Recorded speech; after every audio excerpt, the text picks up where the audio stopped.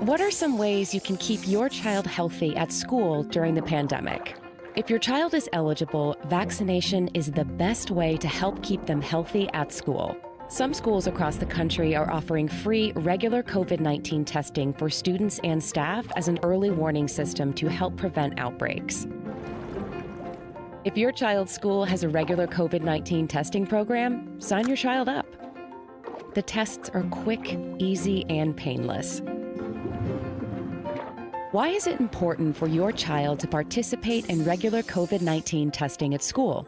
If your school offers COVID-19 testing, it's important to sign your child up because regular testing at school helps find infections before they can spread to others. This can help stop an outbreak before it starts. Some people with COVID-19 don't have symptoms but can still spread the virus. School testing can help keep families, those who aren't vaccinated, and staff with younger children at home safer from getting seriously sick from COVID-19. School testing helps protect children and adults at school, at home, and in the community. How does your child benefit from school-based COVID-19 testing? Some schools are offering regular COVID-19 testing as a safe and effective way to help prevent the spread of COVID-19 and keep students in school for in-person learning, sports, and other activities they love. Students can fit testing into their day without disrupting learning. What will your child's testing experience be like? It'll go something like this.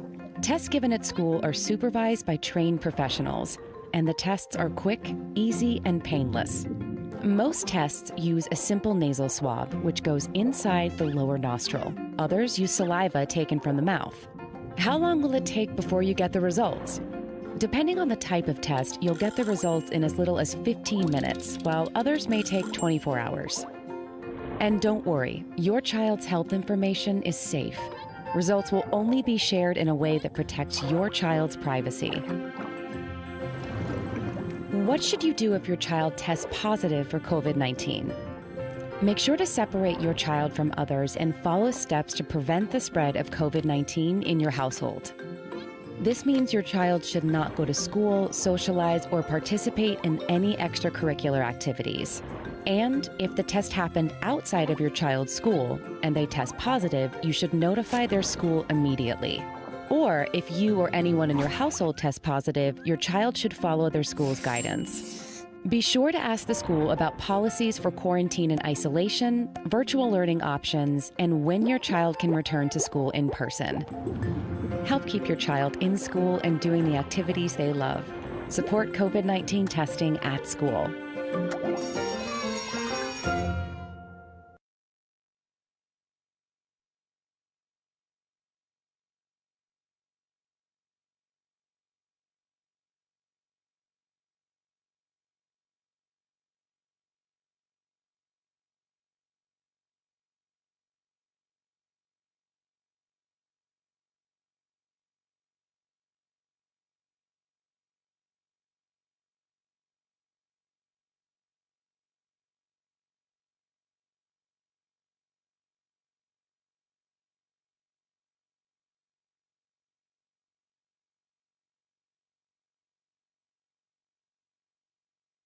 People who watch the show.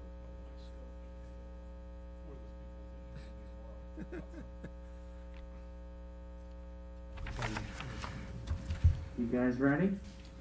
Ready when you are, Brian. All right, here we go. And 5, 4, 3, 2, 1. Good evening and welcome to the Long Meadow Select Board meeting of April 19th. This open meeting of the Long Meadow Select Board is being conducted in person with a remote option available to the public consistent with Chapter 20 of the Acts of 2021. This meeting is convened in person and via Zoom webinar as posted on the agenda in the town's website identifying how the public may join. There is no chat or Q&A function. All materials for this meeting are available on the agenda posted on longmeadow.org. The public is encouraged to follow along using the posted agenda unless I note otherwise. This meeting will feature resident comments. For residents attending the meeting in person, please fill out the public comment form upon arrival. to the meeting.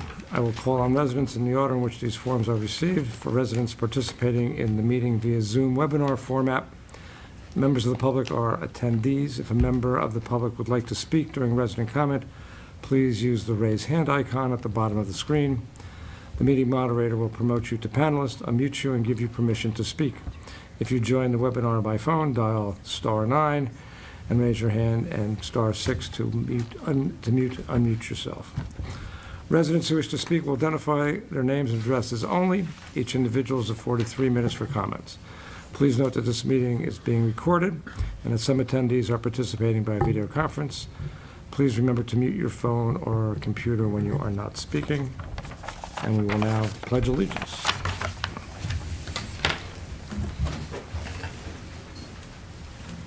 I pledge allegiance to the flag of the United States of America and to the republic for which it stands, one nation, under God, indivisible, with liberty and justice for all.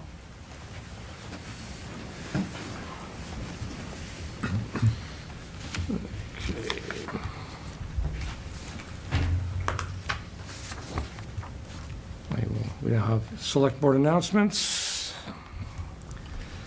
COVID-19 booster clinic. The Town of Long Meadow Health Department has collaborated with the Big Y Pharmacy to offer COVID-19 boosters to eligible individuals age 18 years and older.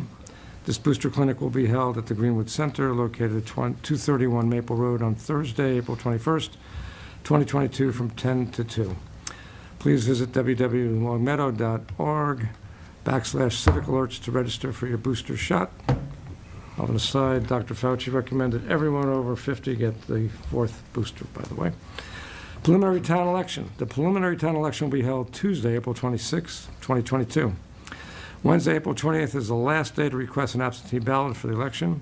For more information, including the ballot for the preliminary town election and details on the application process for requesting an absentee ballot, please visit www.longmeadow.org/civic alerts. 2022 Annual Town Meeting and voter registration deadline. The annual town meeting is scheduled to take place at 7 o'clock on Tuesday, May 10th, 2022 at Long Meadow High School. Registered voters in Long Meadow are eligible to vote at town meeting. If you are not currently registered to vote in Long Meadow, the deadline to register to vote at town meeting is Wednesday, April 20th, 2022. If you are currently registered to vote in Long Meadow, please disregard this registration deadline. To view the warrant and other information pertaining to town meeting, please visit www.longmeadow.org/town meeting. Hydrant flushing. The Long Meadow Department of Public Works began conducting its spring hydrant flushing program on April 11th. Hydrant flushing will occur between 7:30 a.m. to 2:30 p.m. and 5:30 p.m. to 11:30 p.m. Monday through Friday. Hydrant flushing will continue until April 29th, 2022. For additional questions, please reach out to publicworks@longmeadow.org. Okay. Resident comments. Mike? Yep, go ahead. Right here? Yeah, either or. That's fine. Good evening. My name is Vicki Deal. I live at 105 Converse Street, and I want to thank you for allowing me to speak tonight. As someone who's deeply concerned about our environment, both locally and globally, I continue to worry about the pipeline expansion project. You don't have to live next door to the proposed metering station or along its likely route, as I do, to think it's a bad idea. Science has shown us that methane leaks and pressure-released natural gas are toxic for our community and our planet. There are numerous videos made with powerful infrared cameras showing these gases billowing into the air we breathe. The health issues associated with these leaks, such as asthma and heart conditions, are made worse by methane. Why would we inflict this on our community? This project also does not distribute gas to any household in Long Meadow. It will not lower heating bills. Anyone who believes this is both ill-informed or dreaming. The current rate hike was approved last fall, and it has nothing to do with shortages. The pipeline project will not change this. The most likely route is Hauserville Road to Shaker, continuing on Laurel and turning down Converse Street, where I live, to Route 5, down towards Springfield. These are some of the most utilized streets in Long Meadow. As someone who's lived on Converse for over 35 years, I can tell you that the speeding cars and trucks continue to get worse. Not a day goes by that my china cabinet does not rattle. I cannot imagine what construction will look like on Converse Street, nor can I quit my worrying about a possible construction accident. Will our first responders be ready and have training if this is needed? If I also remember correctly, my end of Converse and the intersections at Laurel and Route 5 are due for major redesign and updating within a couple of years. As bike lanes get added and paving and redesigns are done, how long will we have to endure construction, only to have it ripped up again by Eversource? And will they just patch a newly repaved road? I obviously have a lot of questions and appreciate how this board has kept an eye on Eversource and their continual greenwashing statements. I hope you will keep pressure on them for the past requests for information and for future unanswered questions. As a board, our future is in your hands. We are depending on you to keep the eyes on the prize of having a clean and safe environment for Longmeadow. Thank you. Thank you. Thank you.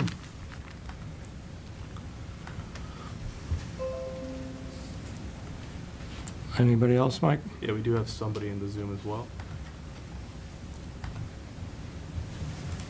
The bear. I'm going to move in Tim Casey.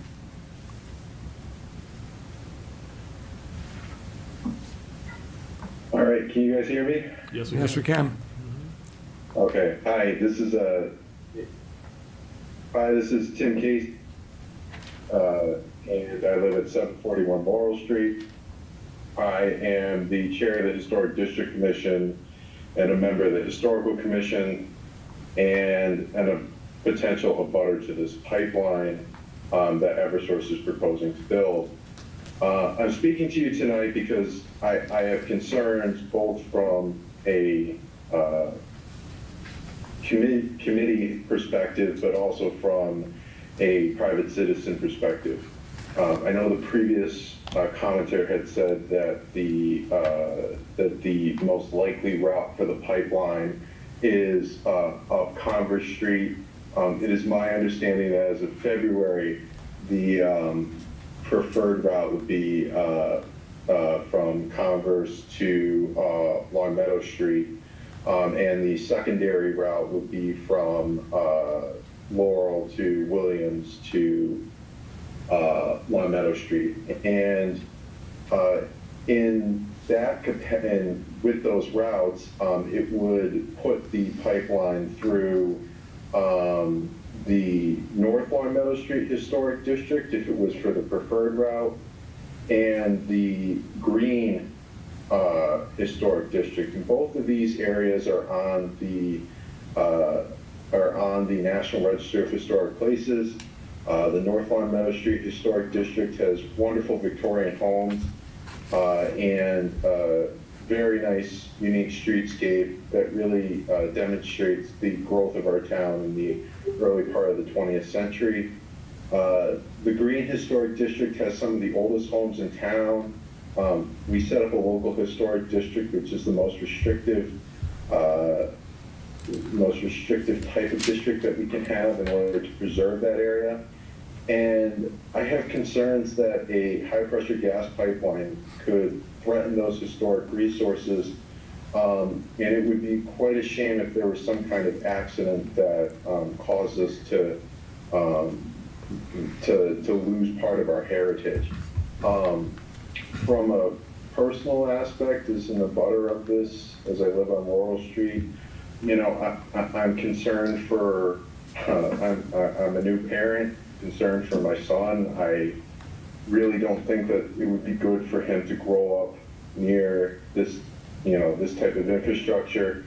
And as a property owner, I'm concerned about my property value. If I wanted to resell this house, could this damage that? So I appreciate all the select board has done to keep an eye on Eversource, and I would ask that if you were amenable to it, to join me in reaching out to the American to the Advisory Council on Historic Preservation to see if we could solicit some help for them if Eversource decided to run their pipeline through that historic area. Thank you for your time, and have a good night. Thank you.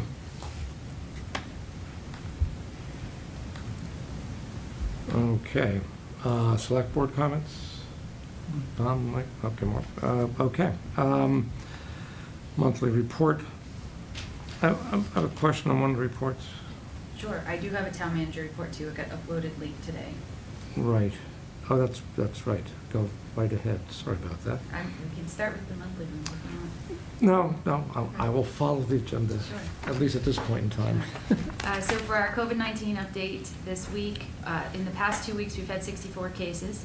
Positivity rate in Hampden County is 3.17% as of April 14th. This is an increase from the 2.55% rate on April 7th. The breakdown of those cases is 44% of those are unvaccinated, 42% of those are up to date, and 14% are partially vaccinated. For our staff update, we have a new business manager at the DPW. Lisa Oxen joined the town today, April 19th. She comes to us with years of contract management and data analysis experience. Interviews were held recently for the IT director position that's open in the schools. The schools will hopefully be able to make a hire out of the applicant pool. Both Chief Stocks and I sat on that interview panel to represent the town's needs. And unfortunately, we continue to have no luck with the assessor's office position, and we're trying to fill 4 skilled labor vacancies at the DPW. In the last 3 weeks, we had 9 interviews scheduled. Only 4 people showed up. 3 of those people have accepted positions, so we're still 1 short. The annual report is currently being printed. The best quote we received was $745, and that's for 125 copies. We've scaled down the number of copies that we've been purchasing because we've been seeing a lot of leftover copies at the end of the year. So what we're doing is cutting back each year till we get to a number that seems to be what the public wants. A copy is also available on the town website, so people can access it electronically. And once we have the copies in hand, they'll be distributed at Town Hall. The annual town meeting is coming up. Educational videos for the specific warrant articles are being prepared and will be posted to the website and social media beginning this week. We've also worked a lot on engagement and awareness of town meeting. You'll start seeing sandwich board signs and lawn signs popping up around key areas of town to create awareness about the meeting. And Mike has worked really hard on adding QR codes to all the material, which will provide you a direct link to the online version of the warrant. The annual town meeting is going to return to the normal location at Long Meadow High School gym. We're working on enhancements for that location for sound and audio visual. But we do have some limitations in that room based on lighting and sound quality. To provide the town meeting with the features that we've become accustomed to at the DPW garage will cost about $20,000 per meeting. So we're looking at something more scaled back that's more manageable for town staff. Voters and attendees will see some slight improvements from the previous one that had been held in the gym pre-COVID.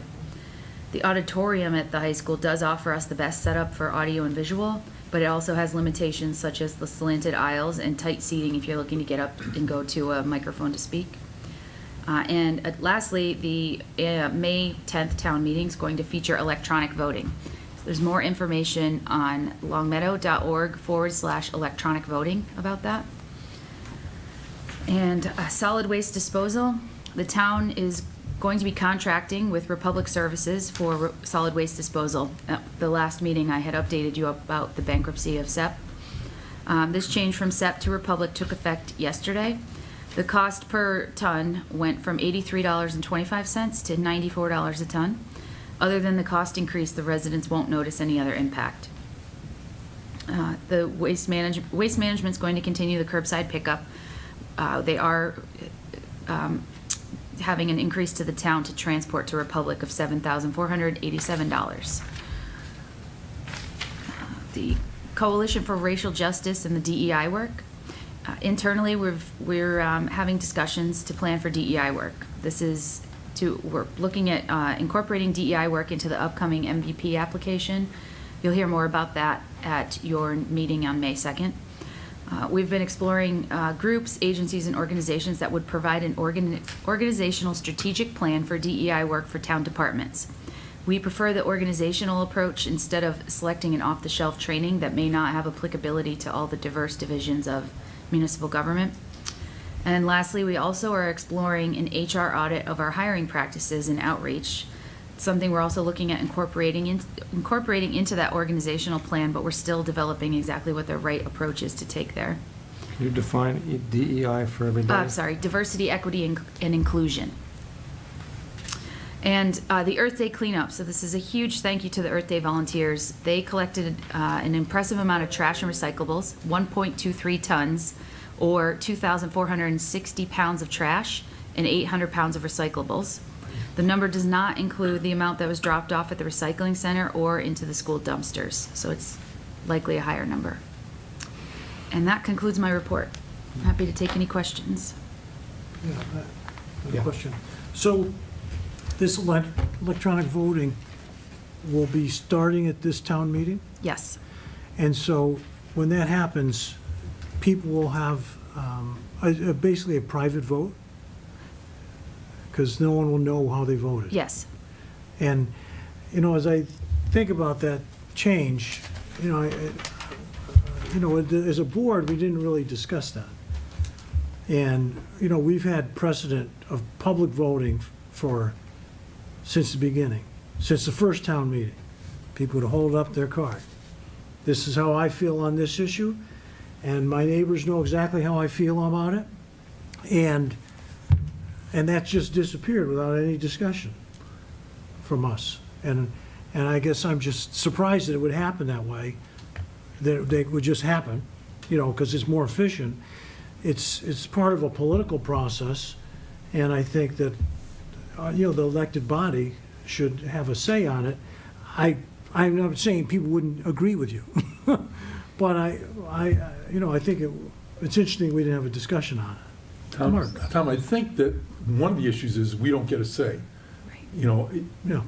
Potentially, obviously, the legislative body, which is town meeting, does, but at this point, the town meeting's run by the moderator. So the moderator implemented it. She did not have an obligation to ask us for anything other than, maybe our personal opinions, but I don't believe we would even get to weigh in on that. Now, if the town meeting feels otherwise, there's remedies to take care of it. Not necessarily at this meeting, but there certainly is in the future through, petitions and bylaws and all kinds of other things. But I'm fairly certain it's not a select board issue. There were forums that were held, public input sessions. There was also a call for people to take part in the committee that was looking at this. Right. And then there was a live demo in the fall, I think it was the fall, at Greenwood Center that was attended by, 40 or so board and committee members to test it out, give feedback, decide which way to go. Yeah. I'm not saying I'm misinformed. I know you've informed us about this process. I thought at some point there'd be a discussion, and I think because I could be wrong. I mean, I guess, a town tradition that's been in place for a long time should just get turned over by one person, the moderator. I guess I'm kind of surprised that would happen. As Mark said, it can be undone, and two, just because it's always been done that way, doesn't mean it always has to be done that way. And I, personally, it's the only vote I know where actually people know how you vote. Right, And I don't think that's part of the American tradition, which is, secrecy, the private Well, the ballot. American tradition started here. No, it started about 80 miles east of us. Yes, and actually, I think this week was a big day for all that. And secondly, in terms of accuracy, I think this is a much, I think in terms of, when you have the revotes and everyone's running around counting, I think this is certainly a much more efficient method. But it seems to be, it's a done deal. We're having our conversation now, and I think that's the way it is. And I think it's it's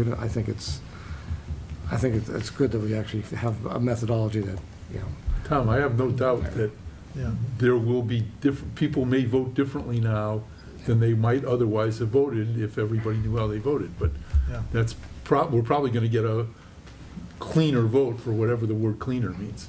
Yes, if I was back in my social scientist day, I'd love to do the experiment to see how the votes changed when it Right. became We should go Not- back and not- re-vote on everything. Re-vote on everything. not public. Okay, I have one question on the finance report talking about RFPs for the water, the water tower property. Theoretically, that's one of the last pieces of developable land in the town. If we actually lease something on top of that, would that have any impact for future use of No. that? No? No, the So- water tower will stay no matter what happens No there. matter what happens to And that- there's that already a road. lease for cell access on there, so this is a renewal of that. Okay, all right. Okay, anything else from anybody? Then we're back to Verizon and Bliss, actually, isn't it Bliss Street as opposed to Bliss Road, is it? Bliss Road. It's Bliss Road. And I It's did not- it's not- upload, It's not Bliss Street, it's Bliss Road, that's the actual, this is Bliss actually. It's just- yeah, Okay, great. Yeah. Now you're making me question it. I did upload a memo late today as Yep. well, following up from the last meeting where we had questions about what the town had put out for the RFP.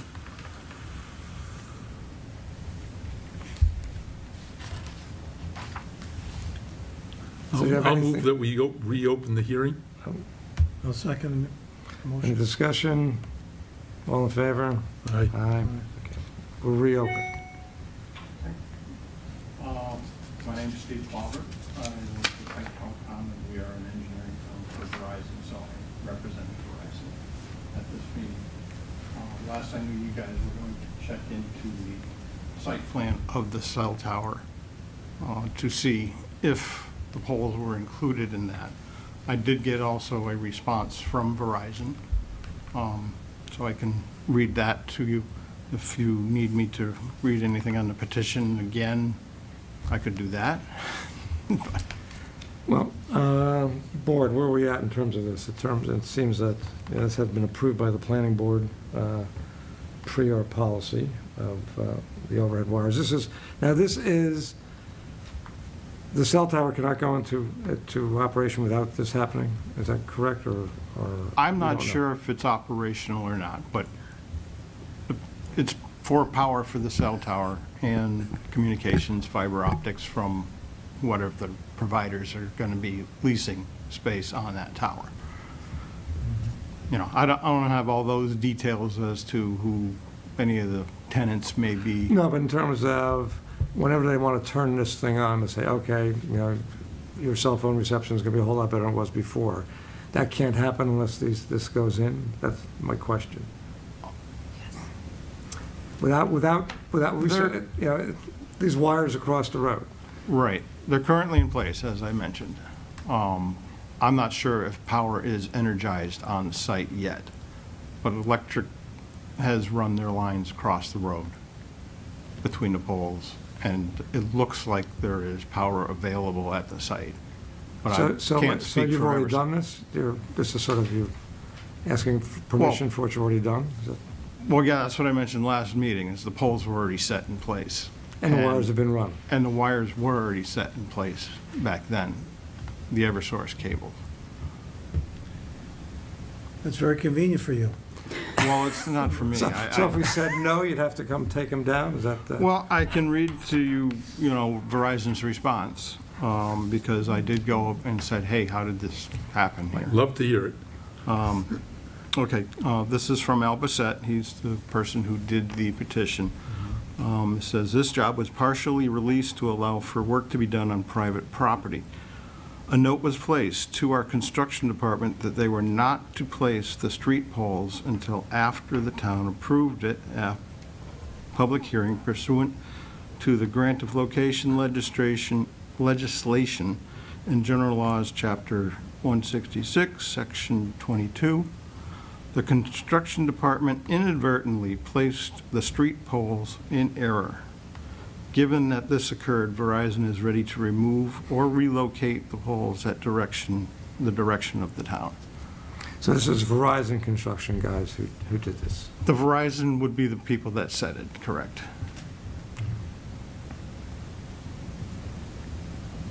Do we have any other comments about this? Yes, Mark? Well, I have comments, and you know, Mr. Clover, I understand you're the messenger here, so I'm pretty annoyed that Verizon did this, and they said, gee, sorry, you know, better to ask forgiveness than permission, but we'll move them if you want us to. I'd like to propose we fine them for doing this, and I don't know what's within our purview. You know, I was prepared a month ago to approve the petition, but I come here saying that's no way to run a business or to run a government, is to do things first and ask permission later, and that's not necessarily your fault. And for them to say, we had told them not to set the poles, but they did it anyway, means Verizon has a pretty lousy management control over what's going on. You know, thankfully, this is pretty innocuous, but it's, to me, a slap in the face to the town of Long Meadow, not just to the select board of Long Meadow, and I think we ought to take some remedy of it, and I really think a fine is appropriate, because they went beyond their authority. And I'm not looking to get them to take down the pole or the wires, because it looks like they had they had the proper authority under the zoning board of appeal. They just didn't have permission from the select board when they did it. That's my thoughts. Listen to what others may say. Have anything to say here, Tom? Well, I thought we had discussion like this after the hearing's over, usually. Do we believe the hearing is now over? My only suggestion is maybe, just like with Eversource, that Eversource should send their people and Verizon should send their people. They don't have people to send other than Bissett. So, you know, I appreciate you being here, but, you know, you're not the horse. So, and you're just, as Mark said, you're the messenger. Okay, we'll take a motion to close the hearing. So moved. Second. All in favor? Aye. Aye. Aye. Okay. Now, Tom? Now, I say, yeah, I was shocked. I just drove that way, and I saw the poles, and I saw brand-new poles and lines going across Bliss, and I said, I thought the select board was clearly voted that anything on major streets like Bliss Road would go underground. And so I was disappointed, and I'm still disappointed. I mean, I think, you know, as a board, we said things like this should be underground, and I think, I'm glad to hear that they're saying they would be willing to make the adjustments.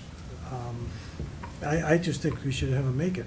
Because how many exceptions are we gonna make? If we make one in this situation, and, you know, there's gonna be plenty of others. No, but Tom, when this plan was originally approved, it was before we had that policy.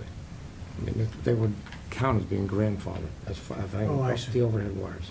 Because it was, I mean, in select board time, we approved the policy, but in their proposal time, it was Yes, 'cause prior yes, to us doing that. that's been a long-term project, yes. So Yeah. they got their permission from the planning board. It was before we said we want underground wires. Yeah. So I think, to me, the more the issue is, if there is any kind of, what's the word I'm looking for? You know, it's not punitive, but they're really, you know, this That's the word I was gonna use. I mean, some price ought to be paid by these guys. I mean, besides just saying, hey, you guys have really lousy business practices and someone should be paying attention, that's really not good enough. And that's how they'll understand. I think, you know, I used to work for a big company, and, you know, it's easy to say we're sorry, and gee, we won't do it, and you slap them on the hands, and as far as they're concerned, it was a good move. You know, fine them. But I'm not sure. $500 or $1,000, and all of a sudden, somebody's paying for it out of their budget. I mean, I'm not looking for a $100,000 fine, but I think they need to understand that they stepped way beyond their authority. And do we have any history of fining companies for doing things out of order, like, so to speak? To be honest, I'm not sure you have authority to do that, so I'd need to look into it. The violation of regulations in the Mass General Law on this does not speak to a fine. What does it speak to? It says that the selectmen shall forthwith give written notice in detail to the owner, constructor or person using any line constructed or maintained in violation of such regulations, and if thereafter such unlawful construction is continued, or said lines are not within a reasonable time so altered as to conform to said regulations, the Supreme Judicial or Superior Court may enjoin the further progress of said work, or order such line removed or altered at the expense of the owners, constructors, or persons using the same. If such line belongs to or is used by a town, like action may be taken upon complaint of a person injured after such notice to the town as the court may order. That's MGL Chapter 166, Section 26. So, at the best we can do is say, don't do that again, unless we find out something different from a legal point of view. Or we can say, take them down and come back in here when they're down, and now let's talk about your right to put them up. I mean, that, to me, that's, you know, tantamount to finding them.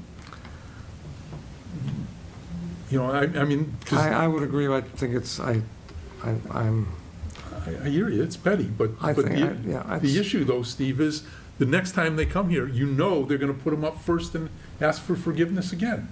There's no way to get, well, the next time, the overhead policy, if it's any time after whenever we put that policy no, in. but even if it's underground, or even if they just wanna put in a pole where they can't put above ground, the message I do not wanna give Verizon is, it was okay to do it first and come ask permission later. That's the message I don't want to give to Verizon. You know, and there's two ways of doing it. One is to hit them financially and saying, you made a mistake and let's do it again. You know, and don't do it again, because next time the fine will likely be larger. And if we don't have the authority to fine them, the authority we do have is to take them down. Now they take them down and come back in here and ask permission. Then we'll probably let them go back in. So their cost of taking them down and putting back in is tantamount to a fine.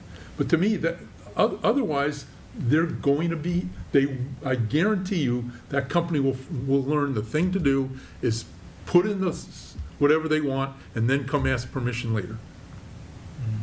That's just the way these companies think. And well, what do you think the cost of putting poles in like that, or remove them would be? I'm not sure how much well, they have the cost a of couple that project they have a would be. couple of guys for half a day. I don't know. We got What about we give It them would the be op- thousands of dollars. We give them the Thousands of option, we give them the option of saying, take them down, come back and put them back up, or whatever that cost is, send it off to the town. Or what I do, send us. Send us a check for the amount that, Well, do that. That's, I don't trust them to come up with anything other than, it would only cost us $50. You know, I'd say, you know, you can, you know, if you don't want to pay us $1,000 as a fine and acknowledge we have the right to do this, then take them down. I mean, I'm not, you know, you know, you said it's thousands of dollars. I'm not looking to extract a lot of money out of them. I'm just looking to them to change the way they do things. And the way to do that is to find, you know, I'm not trying to say, well, gee, pay us $10,000. You know, give us enough money so that somebody's got to write a check beyond, you know, Mr. Brissett, so it goes up to the next level and they understand what's going on, because that's how these companies work. So when his manager understands they're paying the fine, then it won't happen again. I'm telling you, that's the way it works. in these companies. I'll entertain a motion to something to that effect. Well, wait, before you Go make a ahead. motion. Sure. Is it as simple for us to make a motion that, that we will exercise, that we have the ability, the town has the ability to fine companies that proceed? I mean, is it, if they proceed with construction before there's final approval, can we just make a motion that they should be fined $2,000 and would that, can we put that into our bylaws or our practices? I mean, We might in the future. I don't know what Lynn's checking state law. I mean, all this stuff is regulated by the DPUC, and you know, I'm sure there's tons and tons of case law about this in the statutes. So, you know, we may not have the authority to fine them. We may just have the authority to remedy it. And the authority to remedy it is to say, take them away. You know, well, You know, if they're saying, if we're, you know, and I'm making an estimate, it's gonna cost them $1,000 to take them down, it's gonna cost them another $1,000 to put it up. Send the town $1,000 as a fine, and you don't have to do anything, and we'll approve it. Well, That'd be my take on it. But this board, we've had the authority to say you can't, that you have to go under main streets, right? And we've had the authority to say we require certain types of telephone poles, or, you know, not telephone poles, certain types of lights for our street byways, right, with fluted and so forth. Can't we just say, don't we have the authority to say, if people put poles in before they've been given final approval, that there's a $5,000 fine? Can't we do that?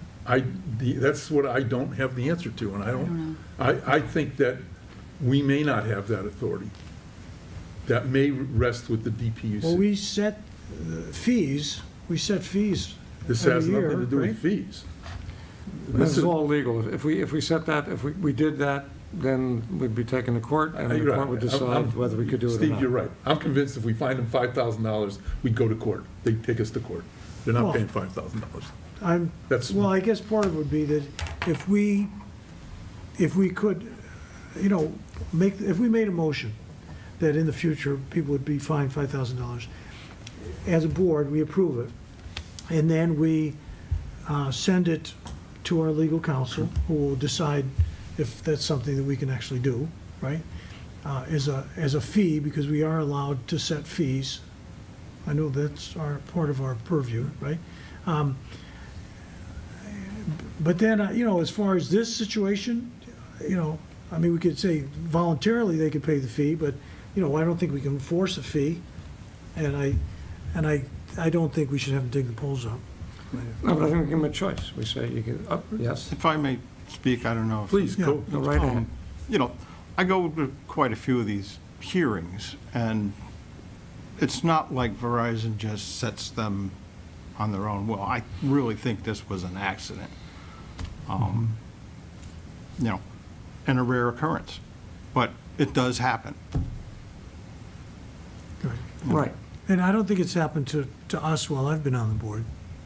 I haven't seen it happen. Mark, have you seen this, where they've put things up before final approval? I don't No, I have not. recall that. So, you know, you're Yeah, not, I mean, it's- you're speaking the truth. Well, We believe because you. it seems like you're coming from the thing, oh, big corporation, we'll just stick them in and, you know, But not really care. They But do care. if this does go through, and there's no penalty paid for their action, I worked for a big corporation for 34 years. The answer is, that's a much better way to do business. And I want to make sure that thought doesn't even cross anybody's mind there. And to have a letter come out from Mr. Brissett saying, you know, I told him not to do it, I have no idea how that happened. You know, that's unbelievable comment, given we can't control our contractors or subcontractors. They do what they want to do. You know, that's what, frankly, got Columbia Gas into trouble in Lawrence and Lowell, is somebody blew up a city because the subcontractors weren't under control of the main company. And that cannot happen, and it will not happen in Longmeadow while I'm on the select board. That's a really, really, really big deal to me. And that's why I'm making a big deal out of this. If Verizon can't control their subcontractors, then it's our requirement to get Verizon to control their subcontractors, because it doesn't appear that they're willing or able to do it on their own. And I use the Columbia Gas example because it is, you know, this is just an electrical system. Somebody could have gotten electrocuted, something could have happened, I don't know. Thankfully, nothing has, but you can't have subcontractors working on their own. And I want to do something to stop it. And I believe we have some authority to do that. Also, having a subcontractor go out on their own before approval was given, I mean, that doesn't even make any sense. That I would don't know happen. if this was put in by subcontractors or Verizon crew. I don't have that detail as to if they contracted. Which is why it'd be a really good idea if Verizon actually sent their own people here to answer these questions. So how does, what do we want to do here? Although I think we'd go to court, they take us to court if we say, well, sure, you can do this, just pay us the difference between what it would do to put them in and take them out again, or take them out and put them back in, which I think makes the most, I like that. you know, whatever it costs, send us the money that, you know, and don't do it again, and that's the motion I would entertain. Either that or forget about it and take them out and put them back in, and, Well, which you I can think is. tell I'm not in the forget about it mood tonight, No, so, and- but I'm not sure it's pay us the difference, Steve. I think we just set a, you know, like I said, a nominal amount that gets their attention, Yeah, you know, and say, you know, our decision would be to have them remove the wires, come back in here and have a proper hearing, but if they want to, they can pay us $1,000 as a consideration, and we will approve this petition. So Which- that's the motion? Okay, I'll make that motion. Yes. The motion is that we inform Verizon that their actions were not met favorably by the Select Board, that they acted prior to getting permission, and our preference is to ask them to remove the wiring and then come back in here for reconsideration. But if they would like to pay us what we considered a consideration, because we're not sure we're allowed to call it a fine, but if they want to pay us a consideration of $1,000, we would approve this installation the way it is, as a means of indicating that we're not happy that they did it first. well, it should be, well, approval's conditioned upon the $1,000, is that correct? Contingent. Sounds like Contingent, yeah, what you're I guess saying, right? it's, yeah. I mean, if we don't get the $1,000, then it's Then they, approved. it's up to them. They can do that, or they can take out the wires and come back in here. That makes me a little nervous. Yeah, I mean, it sounds like we're. Sounds like extortion, but. Yeah, it does, and I don't think we want to do that. But again, you know, I just think it's a real problem when whether it's Verizon themselves or the subcontractors get out ahead of them. It's I mean, and the proof was in Lawrence. That was the proof. That was exactly what happened. Exactly what happened. You can't have that happening. And for Verizon to say, sorry, we don't know why. I mean, Verizon ought to treat this as a pretty serious violation of their policies and procedures. Maybe we want to actually have someone from Verizon come in, and let's put this off for another meeting. Well, the fact is that it's operational, and so it's not like we're slowing down the energy going to the cell tower. So maybe that's what we do. But, you know, we said that the last time, and, you know, Mr. Brissett's not in here. Nobody from Verizon's not going to send somebody, Steve. I don't know how to get, you know, the way we get them in here is we tell them, Well, you know. we're not going to give them the approval, so, you know. if But, they and don't- they don't care. If they never get approval, if this stretches on for the next 10 years, what do they care? They got power going to their cell tower. They got it. I think if they have to take the poles out, that they don't have power anymore. They wouldn't have power. I don't know who assume owns so. the Yeah. cell tower, and you guys might know The that town from does. your. We own the cell tower. So if it goes without power, you go without whatever income it might be I shouldn't say generating. that. We don't own it. We are leasing the land for the cell tower to be constructed on. Okay. Well, at the moment, that would probably add nothing to the nothing. I don't know if we're getting money from that. Are we getting money We from are this getting today? money from it. It is not operational yet. Okay. So if it's not operational, so we're getting money from it. Yes. The fact that this stuff won't make any difference if it's No, on or it's- off at this stage. of the game. It's probably the cell tower owner who's not getting rent from Verizon and AT&T and all those other folks because they don't have operational cells. Lynn, any other input you'd want to have on this discussion? My concern is just on the fining aspect of it, but I don't disagree with you. I mean, they shouldn't have done it without permission. You know, Steve, I'm going to withdraw my prior motion, and I think, you know, with deference to state law, I'm going to make a motion that we fine Verizon $1,000 for exceeding their authority, and then let them see what they do. I'm going to assume that I don't know what state law says, because we don't know whether state law gives us that authority. I'm going to assume that we fine. Right, but it sounds like we want two motions here. We want a motion to approve this thing, and we want a motion to fine. Right. Two separate Two motions. separate motions, okay. Okay, I'll make a motion to fine Verizon $1,000 for exceeding their authority and and implementing this prior to approval. I'll second that motion. Any further discussion? All those in favor? Aye. Motion passes unanimously. No, we need a motion to say that we approve.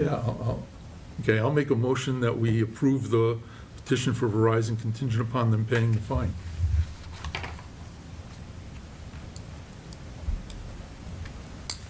I'll second it. Any further discussion? All those in favor? All right, unanimous. I will bring that back to Verizon. Don't take it personally, but if we don't see you again, that'll be good. I don't take these personally. Thank you. Okay, that was fun.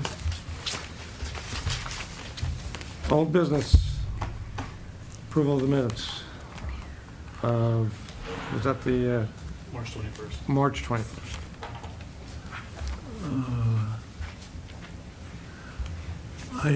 I'll make a motion to approve the minutes of March 21st, but it's subject to 2 corrections that I have in them on page 7, and I mentioned them to Mike earlier, so he does have them. In one section, it says that Mr. Gold believes these windows are replaceable. I think I said repairable, and that the repair or replacement could be confined.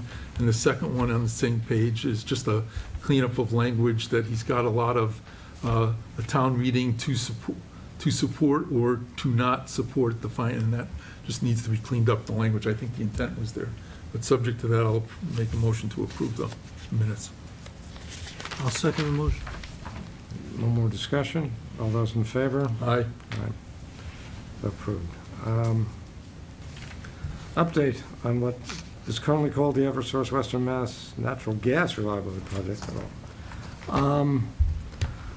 For folks out there, at one level, there is no news. Eversource has yet to go to the EFSB, the Energy Facility Settings Board, to ask for approval of this project. We know there are 4 possible routes to take the gas from Long Meadow Country Club to the Bliss Street Regulator Station in downtown Springfield. They have not gone to the board yet, so nothing has happened on that front. I believe they originally said they were going to do that last May, so now we're coming up to close to a year, and they still haven't done it, and until they do that, there's not a whole lot we can do. However, there is something that we have done, and the town should be aware of it. In the fall, Eversource filed 2 dockets with the state. One was a safety study, and the other one was a 5-year forecast for what their business was going to be for 5 years heading out. In that 5-year forecast, they did include this project, running a new high-pressure pipeline from Long Meadow Country Club into downtown Springfield. That was part of their plan.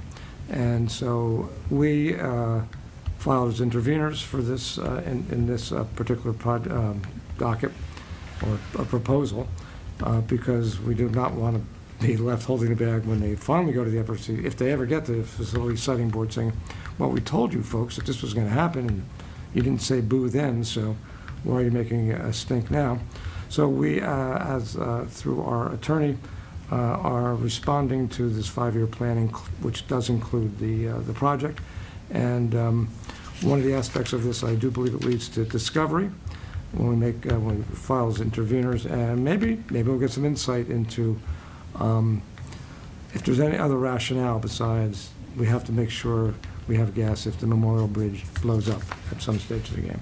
So we have intervened, we have filed an intervention that will become a public document sometime. We have till April 22nd to make this filing. That's when the docket closes for new filings, and then we'll see where we stand at that stage of the game. But so even though there's not a lot going on, and I think things will ramp up if they do decide to go to the Energy Facility Siting Board, the EFSB. In the meantime, this docket's out there. Discovery may happen, and as events unfold, hopefully we will be able to keep you posted. And now, new business on a more upbeat note. Yeah. Thank you. So tonight, we have in front of you appointment of the Department of Public Works Director. There's a memo and a resume attached in the packet, but I'm pleased to present Sean Van Dusen for appointment to the position of Department of Public Works Director. Mr. Van Dusen currently serves as the Superintendent of the Department of Public Works for the town of Great Barrington, Mass., a role he has held since 2017. In this position, Mr. Van Dusen manages the daily operation of the DPW, including the employees, fleet, and public works infrastructure. Mr. Van Dusen has successfully applied for and administered public infrastructure projects using grant funds from MassWorks, DCR, Complete Streets, DEP, and MVP funding areas. Prior to working for the town of Great Barrington, Mr. Van Dusen was the Superintendent of the Department of Public Works for the town of Lenox, where he oversaw the implementation of a comprehensive wastewater management plan, water and sewer rate study, and created and managed a hazardous tree removal program. Mr. Van Dusen is a Massachusetts certified public purchasing official and holds a hazard tree risk assessment certification. Mr. Van Dusen's work in capital planning and large-scale infrastructure projects will serve the town of Long Meadow well, and I'm pleased to submit his appointment as our next Department of Public Works Director to the Select Board for confirmation in accordance with the Long Meadow Charter, Article 5-2B. And we do have Mr. Van Dusen here tonight to meet you all, and he can take any questions that you might have. And I'm happy to as well. Comments, questions? Good evening. I've always got questions. Well, Yeah. I'll let Tom Go go ahead. first. I'll go ahead. first, all We'll right. break All right. tradition here. Well, I'm looking at your resume, and you've got great experience. You obviously know how to handle snow if you've been in the Berkshires. There's still snow up in the mountains there. One of the things that I didn't see much of that would concern, just I want you to be aware that's important. I've been on the board shy of 7 years, and in this period of time, we've had 2 people die in construction projects. One was a subcontractor who was doing road work on Hazard Ave, and the street caved in, and the individual fell in and drowned, and it was, those kinds of things are accidents, but I'd like to think that proper safety approaches could prevent something like that. That area of town, Hazardville, is known to have a lot of flooding. There's a pond. At one point, they even had people in the neighborhood put canoes out on the road because it was so much water. And outside contractors wouldn't be aware of that kind of issue. That's not there. They're just a road's a road to them. So that was one death, and then the second death was an individual who was plowing the roads during a major snowstorm, and it was announced to everyone that the trains were not running. Well, surprise, surprise, they were plowing the tracks, and a plow on a railroad train killed a member of the DPW who was plowing. And, and that's, for me, again, that's sort of a pretty big breakdown in communication when, the general knowledge is one thing, trains aren't running, and then I'm sure our DPW wasn't informed, that they were going to be plowing the tracks. But again, it's an accident, but, as I look at a DPW director, I want someone who is very safety conscious, that will take the proper steps and look at all of our procedures having to do with safety. I think that, I see a lot of safety issues, not just in town. I mean, I remember watching Channel 22 when they showed the tornado going through Springfield, and the bricks are flying and everything, and I see a public bus running, and I'm like, the buses have radios. How could they not say, there's a tornado, pull over your bus, empty the bus, So there's, so when I look at the gap between, what safety could be and what's practicing, we're not going to eliminate accidents, I'm sure of that. But, you know, as I look at a director, you know, I think it would really be important, you know, we're in a new building, and we wanted to institute some new programs, and safety programs would be one of those things. I didn't see much on your resume about safety, but did you feel that they had a good safety program with your last employer? So I just step back for a Yeah, minute to go start, 'cause ahead. there's a lot to Yeah. unwind. I hit you a lot. Firstly, both those incidents were tragic, and word travels fast, so I was familiar with both of those accidents, actually. Okay. And one of the situations, I ran a water department in Lennox when that happened, and we all had meetings about what happened with that contractor, because that same contractor worked for us, and that was I think a rare occurrence and a Yeah. strange situation, which I think everybody that knows about it knows was a hard thing to prevent, but there were things that could have been done differently.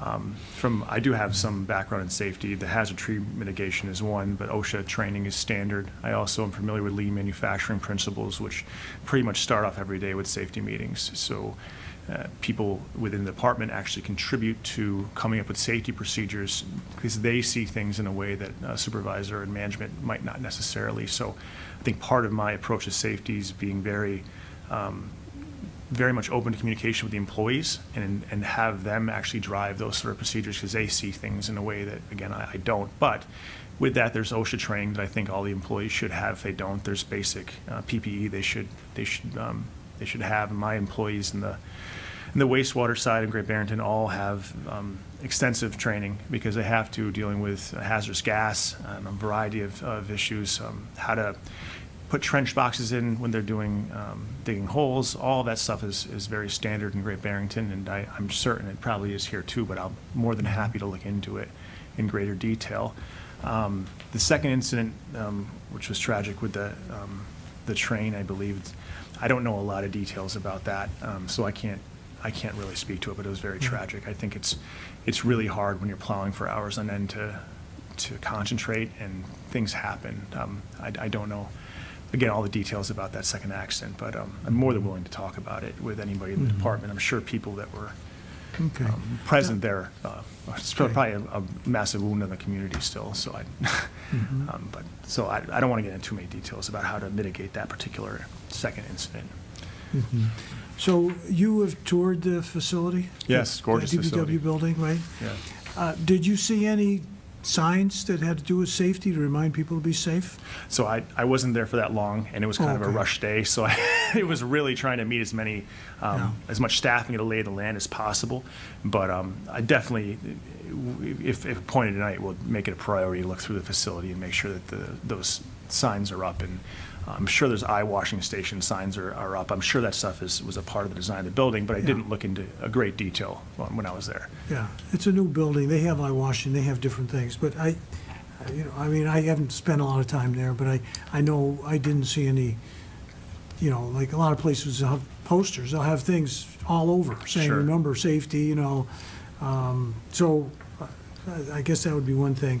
The second part of the question, my second question has to do with procurement of equipment. I mean, we buy a lot of equipment, and we've had some big debates on this board about, what size plow, we need for this town and so forth. And in terms of, procurement, did you feel like where you were, that they had a good system? Did they have like a way of getting like 3 different quotes or something like that?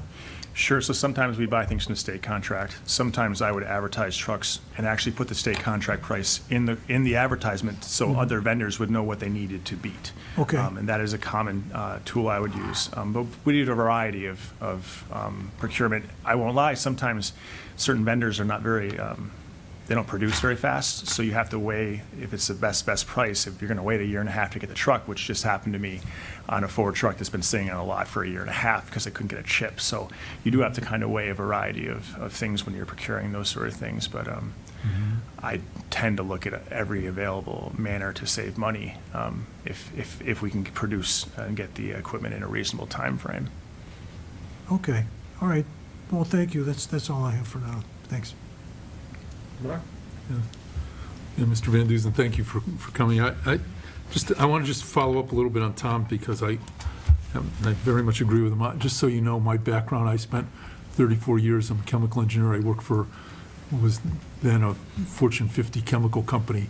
And I think one of the benefits of a safety program here in Springfield, it's now Eastman Chemical. It was Monsanto when I worked for it, but they have what's arguably one of the 3 or 4 best safety programs in the country. And I think we could do a lot by learning from what they do there. I mean, I've been retired for 12 years, and I still wear steel-toed shoes when I cut my lawn, and ear protection when I use my leaf blower. So I think that's a good opportunity that you can get here that you might not be able to pick up in Great Barrington is to learn from companies like that. The only question I had was whether Great Barrington DPW was represented, employees were represented by a union or not, Yes, and they what are. your experience is with that, and if there's any issues. Sure. So my experience with the union, it's the Teamsters union, is actually complicated, but by and large, it's been very good. The union and myself get along pretty well. We all have, I think, at heart, the best interests of employees. In particular, safety is one of the issues that comes up often with those union meetings, but I have not had any real issues with the union in the 5 years I've been there. When there have been issues with the employees, I can say that the union sided with management, which I think is unusual in most occurrences with unions, but that's been my experience with at least the union in Great Barrington. Great, thank you. The only other thing I'll suggest, which is more editorializing than a question, is the DPW is one of the most visible departments we have here in town, whether it's potholes in the road or snow plowing or something like that. And so you're going to get a lot of help from the citizens of Longmeadow if you don't already get it from the citizens of Great Barrington. And, forewarned is forearmed, but we're looking forward to having you address the issues that come up. I always looked at it like I have a boss in every single taxpayer in the town I serve, so I look forward to answering to 16,000 taxpayers in Longmeadow. Watch out what you ask for. You will get it. That is for sure. My only question would be in terms of, as we are a green community, my hope would be, the greener Longmeadow becomes, the better. I know we discussed this at that interview, but just in terms of any thoughts you may have about, Mark mentioned his leaf blower. One is, to see people with leaf blowers without stuff on their ears that can't happen. That's something that would need to be disciplined. Sorry. Forget the rock concerts, just be a deaf population with that. But just in terms of, if you have any thoughts about that, what you might implement or what you'd be looking to get some guidance on, that would be helpful. Right, so I don't have the entire lay of the land yet, but I can tell you I put in several EV charging stations in both Great Barrington and Lenox. One was a grant, one was town funded. We did install, pollinator-friendly plantings through all of Main Street. The Conway School actually did design work for. We're very, very centered around maintaining the health of the trees, not taking down trees unless they're hazardous, and replacing as many trees as possible. The natural world that the towns exist in is pretty sacred to me, and one of the draws to coming to Longmeadow was the greens and trees you have, actually. So I'll be looking to work in unison with the natural environment as much as possible, and also to try to lower the carbon footprint of the department in any way I can. Great. Just one other Sure. thing. So, you've taken a tour, and has there been anything about the equipment that the town has or about the DPW building itself that you said, boy, that's really good. I'm glad I'm working in a place that has this. Yeah, so the longevity of the trucks, I think, is going to be greatly enhanced by that washing, bay wash. The bay wash, yeah, That is, that's pretty nobody impressive. I know has that, and it's No. kind of a dream of any public works supervisor. So that should make a massive difference on the costs of replacing the equipment, the longevity, and the repairs. To Yeah. sit there in the summertime listening to trucks rot because you can't clean them well enough in the wintertime, and knowing that it's costing the taxpayer money is hard. That is a really excellent addition to that building, and I think it'll be a good one in the long term. Yeah, good. I had the same impression when I saw it, and, yeah. We one of the justifications I saw for that building was getting our plows and things to go from lasting 3 or 4 or 5 years to 7 or 8 or Yeah. 9 years. Yeah. And those fire trucks, I assume, are able to fit through there too, and the Yeah. repairs on those are massive, and salt is just the enemy of those trucks. So Mhm.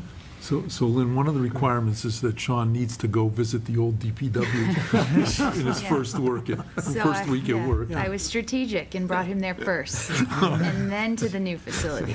Looks kind of like Shining Time Station down by the, you know, Yeah. Steve, I'll make a motion that we approve the recommendation of town manager to appoint Sean Van Duzen to a director of the DPW. I'll second it. Okay, any further discussion? All those in favor? Aye. Aye. All right. Motion is unanimous. Congratulations. thank you all very much. Yes, thank you.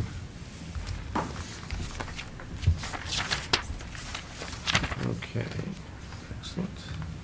So we now have Beth Greenblatt, Beacon Integrated Solutions. I'm moving the Greenblatt in now.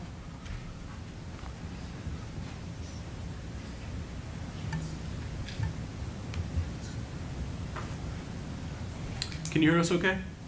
I can. I unfortunately am unable to access the video.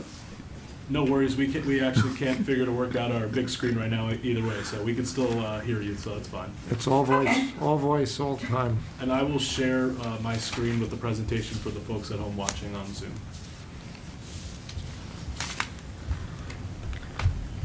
Terrific. Lynn, did you want me to share my screen as well, or? Go If ahead. either of us do it, either you can do it or I can do it, so I don't mind doing it. Okay. Thanks, Beth. Perfect. We're having technical difficulties tonight, Do you so. want to give an introduction here, Lynn? Sure, of so, What this is about? yes, I'm happy to. Beth Greenblatt from Beacon Integrated Solutions has reviewed the town's power purchase agreements. We have 2, one with an amendment, so 2.5, I guess, to look at capacity for taking on additional net metering as we look at renewable energy options either at our town facilities or elsewhere. But specifically, the driver of this was the new DPW facility and that perfect roof there for it. Also, some of the work we've done at the old DPW facility to look at a feasibility for a ground-mounted solar array. And then the conversation picked up a little bit in terms of what's the rest of the town's portfolio look like if we wanted to explore solar renewable energy at other town sites. So we really needed to have an understanding of where we were with our current power purchase agreements before we decide the next step to take for adding solar. And so Beth is here tonight to give you an overview of that work she's done. Terrific. Thank you, Lynn. If we can move to the first slide. I wanted to take this opportunity just quickly for those of you who are not familiar with my firm, Beacon Integrated Solutions. We are a woman-owned energy management solutions firm, and we specialize in a sort of broad range of energy and energy-related services, including energy management, performance contracting, traditional and renewable energy solutions, energy analysis, and procurement. We are certified by the Commonwealth as a woman-owned business enterprise and have been selected as a qualified firm under state contract PRF 74 to provide energy, climate action, and facility advisory services. As I mentioned previously, our breadth of services ranges from traditional to renewables solutions, in addition to energy efficiency and energy advisory services. Next slide, please. We were engaged by the town to undertake 5 general tasks. The first task one was to establish a strategy, as Lynn just mentioned, to really take a look at where you are and what the opportunities may be moving forward. Much of what you are looking at as you consider moving forward either organically by developing solar projects within the community or by acquisition by buying net metering credits or alternative on-bill credits out in the market to help offset your energy costs really depends on how much you've engaged in to date. You do not want to be in a position where you've overcommitted for benefits that you can't fully realize in your operating budgets. This second task, after determination by the community as to whether to move forward with some activity in the solar arena, would be to support the community with respect to procurement. And we would help, as Lynn just mentioned, look at the various sites in the community. One of the most important things for consideration, I always say to my clients, is don't incrementalize. If you're going out into the market, whether the town is looking to own the assets outright or enter into power purchase agreements with a third party and lease public property for the development of solar, you want to make sure you can capture a broad enough portfolio to attract a sufficient amount of competition. And so we would look at your various sites, identify best candidates, work with the community, and determine what the optimal portfolio is to put out to bid. We've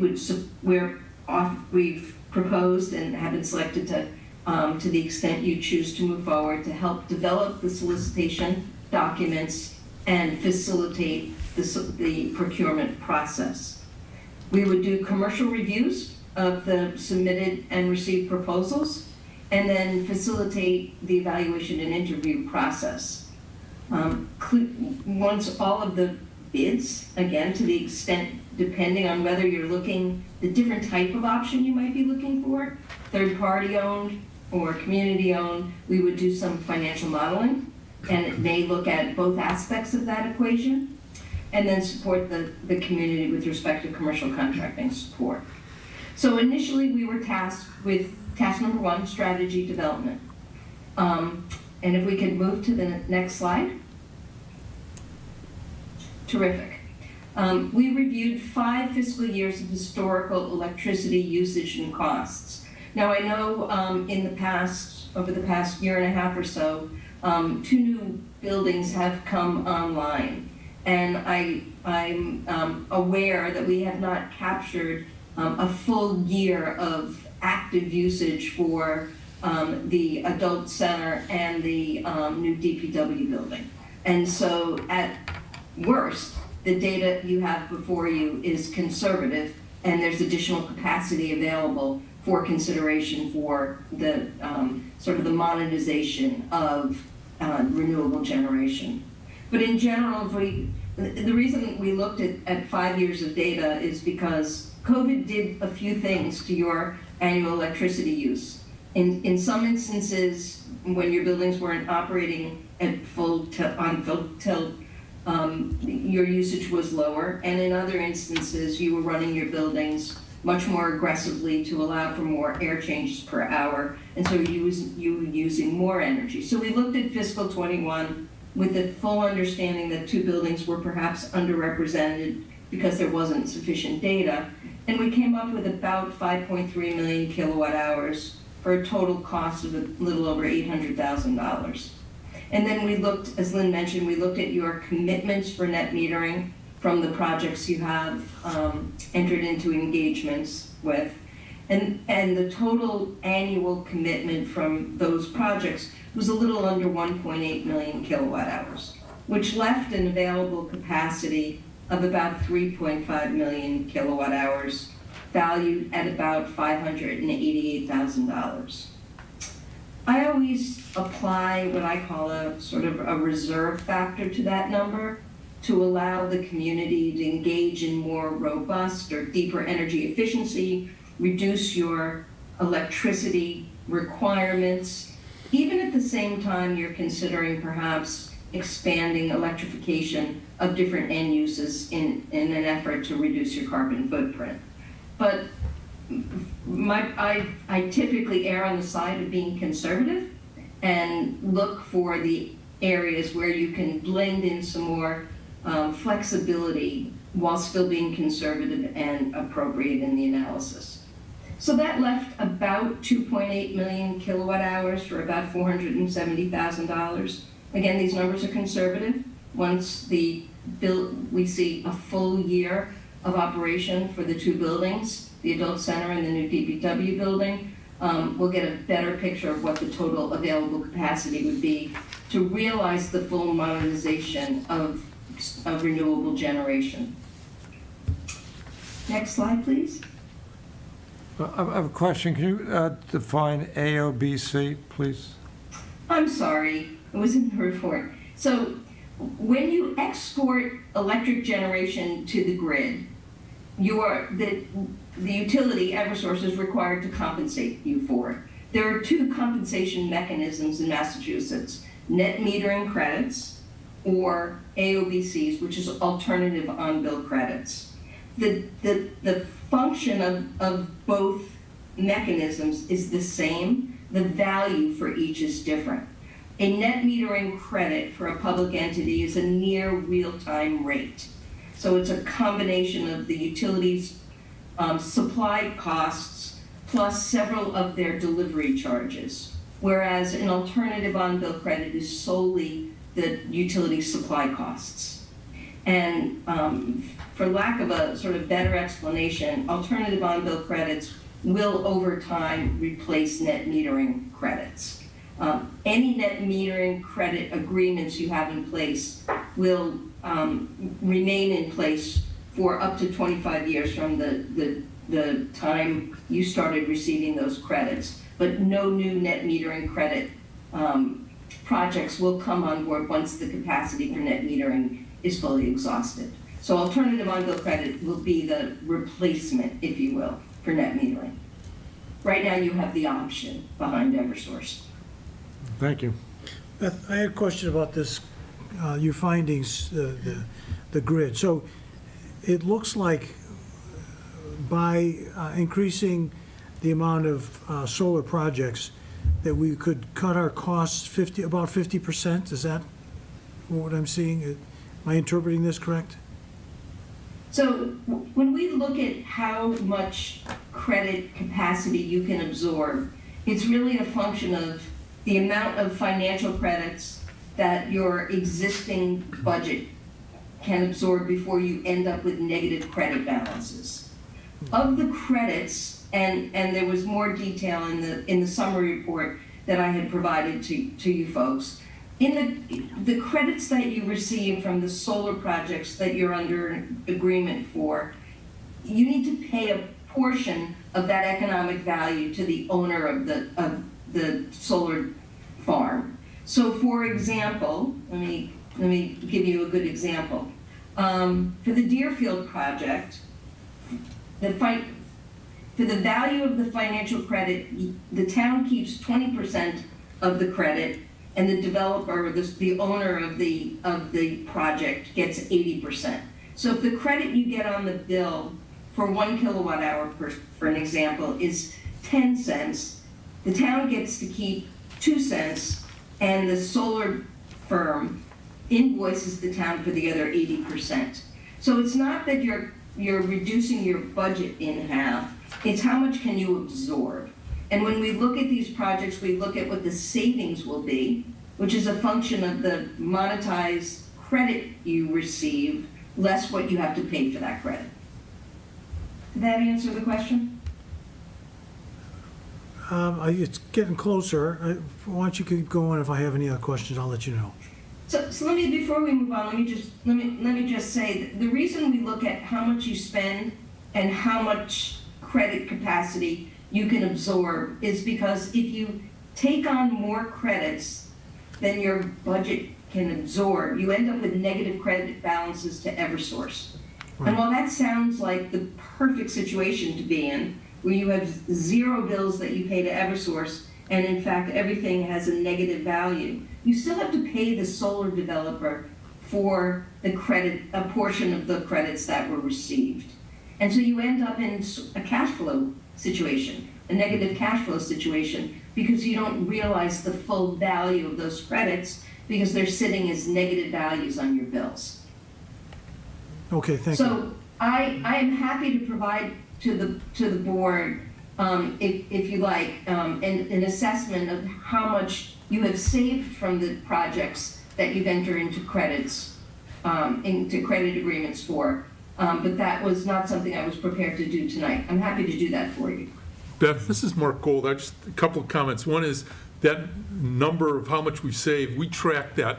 Actually, our prior CFO, Paul Pasturzik, used to give us that number monthly for net metering credits. So, we can give you that number rather than you have to calculate it, I believe. The second thing, I just want to ask a question, because I was involved with the negotiations of the current net metering commitments.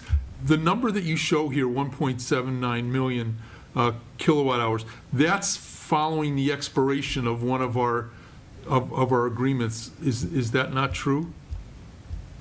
So I have, for Bright Ridge Solar 1, about 90,000 kilowatt hours, and Bright Ridge Solar 2, about 46,000 kilowatt hours, and the Deerfield project, 1.65 million kilowatt hours. Okay, let me go back and look, because I thought we were in the 60% of our electric usage range with net metering credits, but I could be incorrect on that. That's why this jumped out at me, this 1.79 million. It seemed low based on what we had done. We had a bunch that we bought through Constellation, and I don't know if those show.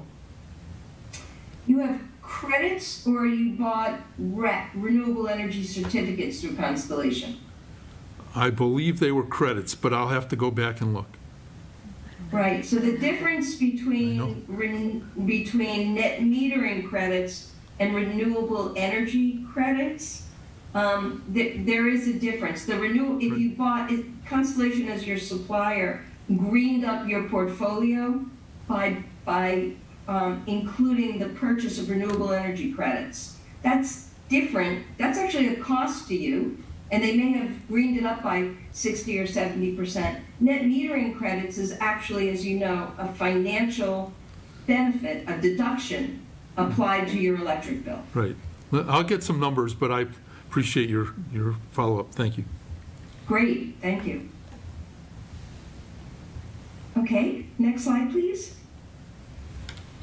So next steps, again, to the extent the town is interested in moving forward and considering whether you're interested in citing a portfolio of solar photovoltaic projects in the community and where the best site opportunities are, or simply is the town interested in reaching out and finding existing solar projects or solar projects on the horizon in other communities and entering into net metering agreements. And so my recommendation would be to establish a steering working group that would work through these very strategic discussions and decisions based on other conversations and decisions the select board has made, and then pursue additional opportunities on town-owned property if that was the direction. As part of that process, there's a couple of things for your consideration, and these would be thoroughly discussed with the working group. Determining the ownership approach, again, is it something does the town want to own renewable generating assets? And there's some reasons you may and reasons you may not. Or have them owned by a third party and you're simply leasing out your property. We would conduct, as I mentioned, site selection, conduct a procurement, implement the evaluation process, do some financial modeling, and we can look at it in both ways, whether it's ownership or third party. And then we would present our findings and recommendations to a broader stakeholder group and work through next steps from there. Alternatively, again, this first approach is really if you're looking to grow organically and site solar assets on your property. The second is by acquisition. Again, enter into additional credit agreements from arrays either remotely located outside of the town. Any comments or questions? Yeah, Mark? Yeah, thank you. Beth, thank you for this analysis. I appreciate it. I'll just give you a background. About 12 years ago, I was trying to spearhead the construction of a solar facility on our now closed landfill. And at the time, we went to the point of actually issuing an RFP, and it never moved forward because the interconnect site was 1.2 miles away across 2 railroad tracks, and we were told by everybody bidding that just the connection was ridiculously expensive, and it was. I mean, so, but we've gone through a lot of the work, and I guess my concerns and questions are, you know, and my bias, I guess, also is that what we determined along the way that PPAs provided us a large percentage of the benefits to the town with little or no capital investment on our part. And I was wondering, A, where you came on that kind of analysis, if you can generalize or not on that. And the second thing is solar facilities that go beyond just what the town can use. And by that, I mean that one of the concepts was that we have a lot of homes in our town, and Steve Morantz, our chair here, did a lot of work on solarized Longmeadow, but a lot of people have slate roofs, have roofs in historic areas. They don't face south. They have very, very treed lots that they didn't want to cut down trees and found it impractical to put solar panels on their houses or in their yards. And we were thinking of putting up, if you will, a solar condo in town that would benefit the residents in town without having to actually build or put solar panels on their roofs. And so I was also trying to understand what your take would be on supporting that kind of an operation, which is not directly the town's electric use, but it does provide potential use for the town, its residents, and theoretically revenue to the town, you know, if we release the land or somehow run the property. So those are two really great questions, and I'll do my best to try to answer them efficiently. So the first question that you asked is ownership versus third-party ownership. And as you know, there are a variety of different types of incentives that make these projects economic. The first are tax credits, which as a tax-exempt entity, the town would not be able to utilize. And so having a third-party private entity own the assets allows them to fully monetize that economic benefit, in addition to accelerated depreciation benefits, which helps reduce the overall cost of the project, brings in tax equity investors, and helps make these projects much more economic to build. So typically, when I work for a significant number of public sector entities who always ask this question. And oftentimes we'll do an analysis and present, unless the money for the construction of the project doesn't come from debt service or has no cost. So if you were able to secure a grant to pay 100% of the cost, it's generally much more favorable to have a third party own it. In addition to that, in addition to the other public works responsibilities that the community has, being a utility is probably not top on your list. And these assets are utility grade assets. They're interconnecting at medium voltage. They will have equipment and parts that need to be maintained, that will need to be replaced over time, and like any other asset would require O&M involvement on the part of the town. If you didn't own the asset, you have no responsibility and no liability, and in fact all of the generation that comes from the asset, the solar generation, to the extent the town is an off-taker or a buyer of that generation, it's a pay-for-performance contract. If the asset goes down, the town would have no payment obligation because the owner of the asset, in this case a private entity, would be fully incented to get that asset operational again in order to get the revenue that they need for their own debt service. So there's not really an answer as to which is a better approach. Economically, it tends to be more favorable to have a private entity own these assets, not only from a first cost perspective because of the federal tax incentives an accelerated depreciation. But also, from an operational perspective, it's less annual responsibility, maintenance, and capital cost replacement that you need to think about. Anything on that one, and then I'll move to the second question. No, I agree with you. I think when we did the analysis way back when, we found that essentially based on tax credits, solar recs, and depreciation, they could give you the electricity for nothing because they were making money on the capital side of taxes if it was owned by a private entity. So I pretty much agree with your conclusion. And sadly, those metrics have changed over time. The tax credit rate has dropped from 36 to now 30 to now 26%. And in 2023, it will decline again to 22%.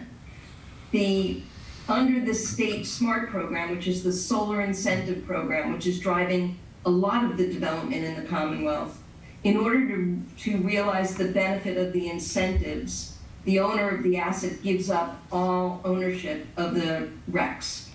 Those go away. Those go to actually become the property of the utility. So there is a shift with the new solar incentive program. There is some additional certainty, a little less value, but these projects are still able to generally move forward depending upon the big cost item, which is, as you pointed out, the utility interconnection and the quality of that interconnection. And that, quite frankly, is part of that site assessment. How close are we to three-phase?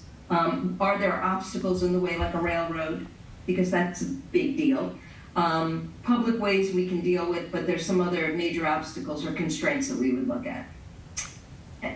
As we're providing sort of the benefits of renewable generation to community members, to residents and small businesses that can't otherwise install it on their own property, there is something in the Commonwealth that has really gained quite a bit of adoption, and that's called community shared solar. And it can be on public land, it can be on private land, but basically under a community shared solar concept, no more than 50% of the annual generation can go to more than 2 entities. So 50% of the generation can go to up to 2 entities, and the rest of it has to be sold in small chunks of no greater than 25 kW AC.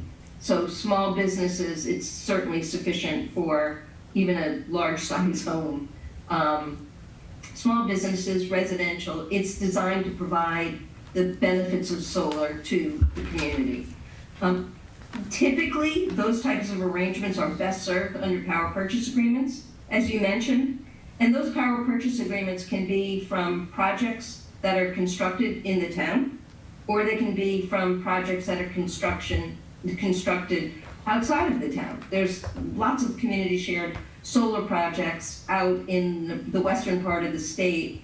As long as they're behind Eversource, residents in your community, businesses in your community can participate and realize the economic benefits from those projects. But having a project in the community provides other benefits. It provides lease revenue, potentially the purchase of the power under a power purchase agreement, and also property tax benefits that would go to would come into the community as well. So we would look at all of those revenue streams and all of the economic value that the town could realize from the various types of projects. Thank you. Well, in terms of this community shared solar, is that something that could be put on a town building, like we have the new DPW or the school? Would that be a fit or no, really? You certainly could. Most of the community shared solar projects that we've been involved with have scale, so that you can get some economies of scale. There's greater transaction cost to those types of projects because there's so many more off-takers of varying creditworthiness. So you really want to try to get some scale so you can build a program around it. But if you had a building, one of the school, for an example, and you could get some scale through a combination maybe of rooftop and carport array, the town could certainly qualify that project if it was directly connected to the grid. A little bit more difficult when you're going behind a building meter, but the town could certainly work to qualify that as a community shared solar project. I know there was some discussion about a ground mount behind the, remind me, Lynn, it's the old DPW Yes, building? yes, yep. Yeah. That we would be looking at potentially a ground mount. That might be an ideal site if there's sufficient scale for a community shared solar project. Yeah, well, members of the community have mentioned for years that they don't understand why there aren't solar panels on the new school, and I'm sure they didn't think about, having solar panels in the parking area, but, I think there'd be an interest in that, for sure. Okay. We good? Any other questions? So where do we go from here, Lynn? Well, I think ideally, the board will have a discussion and have some consensus and/or direction, both for the board, but also for me, so that I'm working in the right direction. There's also the possibility of this solar steering working group we could discuss, if there's an appetite for something like that. But I think now we have to have a conversation. I think that's correct. Do we want that conversation now, or? It's up to you. Started now. Yes, we might want to wait till Josh comes back for a full one, yes. We don't have a full board either. Yes. I have a question, Beth, I have a question for you in terms of the new DPW building could take over, over 1,000 panels. And so if we use the new, and whether we own it or not, or if we did own it, obviously it would supply power to the DPW building. Can we virtually net meter stuff out? So say, for whatever building we're not with a power purchase agreement now, so say the high school or center school, which uses a lot of electricity, can we net meter out to our own buildings in community? So in addition to doing the community solar, if we had a big array like that on top of the new DPW building. Steve. So I heard a portion of that, but I think what you were asking, correct me if I'm wrong, is if you put solar on buildings, could you net meter it to other buildings? Yes. That was the question. Yes. Yeah, so this gets into sort of the technical discussion of, if you put solar on a building, are you plugging it into the building and basically spinning the meter backwards, which provides other benefits, demand reduction and some other things, or are you just plugging it into the grid? Either way, if you export any generation to the grid, whether it's from a behind-the-meter installation or front-of-the-meter, if you will, installation, you can net meter that to any other property within any other municipal property you so desire.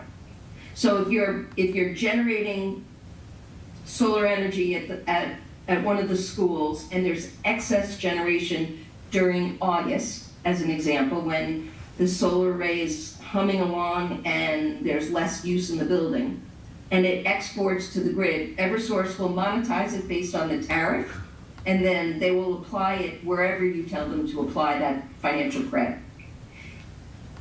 As we go through the site selection process, that would be part of the analysis. It's looking at your physical buildings to see, we'll look at orientation, we'll look at shading issues. If you have a robust tree line, that would be required in part to be either trimmed way back or trees to be removed. That is a consideration and a determination whether that's a suitable site. And we would certainly look at all of the different sites within the community, identify the opportunity, put them into a portfolio. If you went out to bid for third-party ownership and a developer came in and said, we can build X, and it's 2X of what you need, the town would say it can take only X, and the rest you have to find another off-taker. Takes all of that risk off your plate and the owner of the asset would find additional off-takers that help bring in the maximum amount of revenue into the project to keep the PPA rates low. Okay. Steve, if I could, so Beth, I just found on my computer a power purchase agreement we have with CTC Electric. It was set to expire December 2022 with 2 optional extension periods of 5 years each, which purchased 2 megawatts of electricity, which that was one of the ones that I didn't see on. I don't have that one. Right, I know you don't. This is one of the ones that I looked at. It was signed by Robin Crosby at the time, in 2012. You know, so that was part of my understanding. So I think we need to go back and take a look at all of these power purchase agreements, and I've got a couple of net metering credit agreements that we have. I think you've got both of those, and the agreement with Constellation. Anyway, I can pull all that stuff together that I've got, just to make sure we've got all the numbers. It doesn't mean you're wrong. I think you know, the issue is you've probably got them all. I just want to make sure we've got them all. And Steve, the reason I'm bringing these up is because at one point recently we looked at a solar array and we said we can't generate more power than the town uses. And in fact, you know, Beth, you were using an 80% number. We were looking at 90% and said we were getting too close to committing to 90% of our power utilization, which would be a real problem if we started saving electricity, because we'd be paying as part of these PPAs for power that we weren't using because we had done such a good conservation job. And I think that's one of the concerns you have, is if you generate too much the wrong way, you're obligated to buy it and you can't use it, and you're going to buy it anyway because they need it. So that's why I think we need to look at what our commitments are to make sure we don't. And Beth, I appreciate your 80%, you know, limitation. You know, that's certainly conservative, and I think it's a good one to have. But short of the new TPW, short of the new adult center, and without the expiration of this 10-year contract, I thought we were close to it, but we might not be. No, I have not seen that agreement, so Yeah, obviously. I welcome any other agreements that you have. I got them all. I'll most definitely update the analysis. We'll take a look at that. The agreement that is expiring, to the extent they're looking for, or there's an option for 2 5-year renewals, I would, depending on, I'm going through this with another community, not far from you guys, where the developer is now coming back and working on this new sort of update, trying to renegotiate that deal. So we want to take a look at it and see if it is something you're looking to exercise, and see if it's something that that's going to continue forward. It should be in the analysis, for sure. Yeah, my advice would be, if we can get the 2012 rates, take it. Yeah, I'm sure you're right. I'm sure you're right. That was the old SRAC program. Yeah, I don't think that's going to happen, but anyway. All right, thanks. I'll send this stuff along. Excellent. Thank you. But Steve, I think that's the answer is, and that's why I was supportive of this program, is we need to get a balance, because the worst thing you can do is commit to buy more electricity than you can use, and I think we, you know, once we find out where it is, then we just, you know, and part of the issue for me is we really don't know the new DPW, we really don't know the adult center yet, and what those are going to use for power. At one point, we also had a situation where the schools went out on their own. They were signing their own power purchase agreements separate from the town, and I think we tried to bring that together, but I don't know that we totally have. I believe the schools still have power purchase agreements separate from the towns, because at the time they did it, the payment of the utilities were part of the school department's budget. And we always we're trying to unify those agreements, but could not do those readily. And so, Lynn, we might want to reach out to Superintendent O'Shea and see what they've got for PPAs as well. In terms of establishing a solar steering working group, do you think that should be separate from the Energy and Sustainability Committee, or it should be given to them, or what's your, I think it's specialized, Steve. I really think it's beyond just the Energy Steering Committee, because it gets into things, as Beth was pointing out to us, of, and I kind of ran into these with that 2011 proposal to put up a solar facility down in a closed town dump. Are you better, are you better off leasing the land and kind of walking away and or you build the plant and then lease out the plant to operate for somebody, or do you literally build the plant, own the plant, and run a utility? I mean, those are the three different levels, and it's a significant decision. I mean, I know where I fall, but I think Beth kind of outlined some of this stuff. But I'm not sure that that's where the Energy and Sustainability Committee comes in. I think that's a group of some specialized people. I know there are people in town who understand this. I think you do, Steve, I do, and things like that we want to look at, because those are the fundamental decisions you make beyond just, let's put up a solar panels, and we'll put them on the DPW, or we'll put them down on the ground and somewhere or something like that. We need to understand how we can best monetize this for the town, because unless we monetize it, it's nice to be green, but we got to turn it into either true energy cost savings for the town or new revenue for the town in terms of lease income or some other kind of income. The other thing, Beth, I recall is, and this is old news, but 10, 15 years ago, when I started in this, most of these companies who were bidding on this, they only wanted them for 10 years, and many of them in the clause they put in, at the end of the 10 years, we're just going to turn it over to the town because we don't really want to deal with eventually they're going to have to dismantle it and all this kind of stuff. But they ran out of depreciation, they ran out of solar RECs and that kind of stuff, and the town would end up with ownership, and that's even a decision the town needs to decide of, do we really want to end up with this stuff in 10 years? Because chances are we don't. We're not good at running utilities, I wouldn't think. Well, the other part is disposal of solar is not an easy thing to either. It's kind of expensive.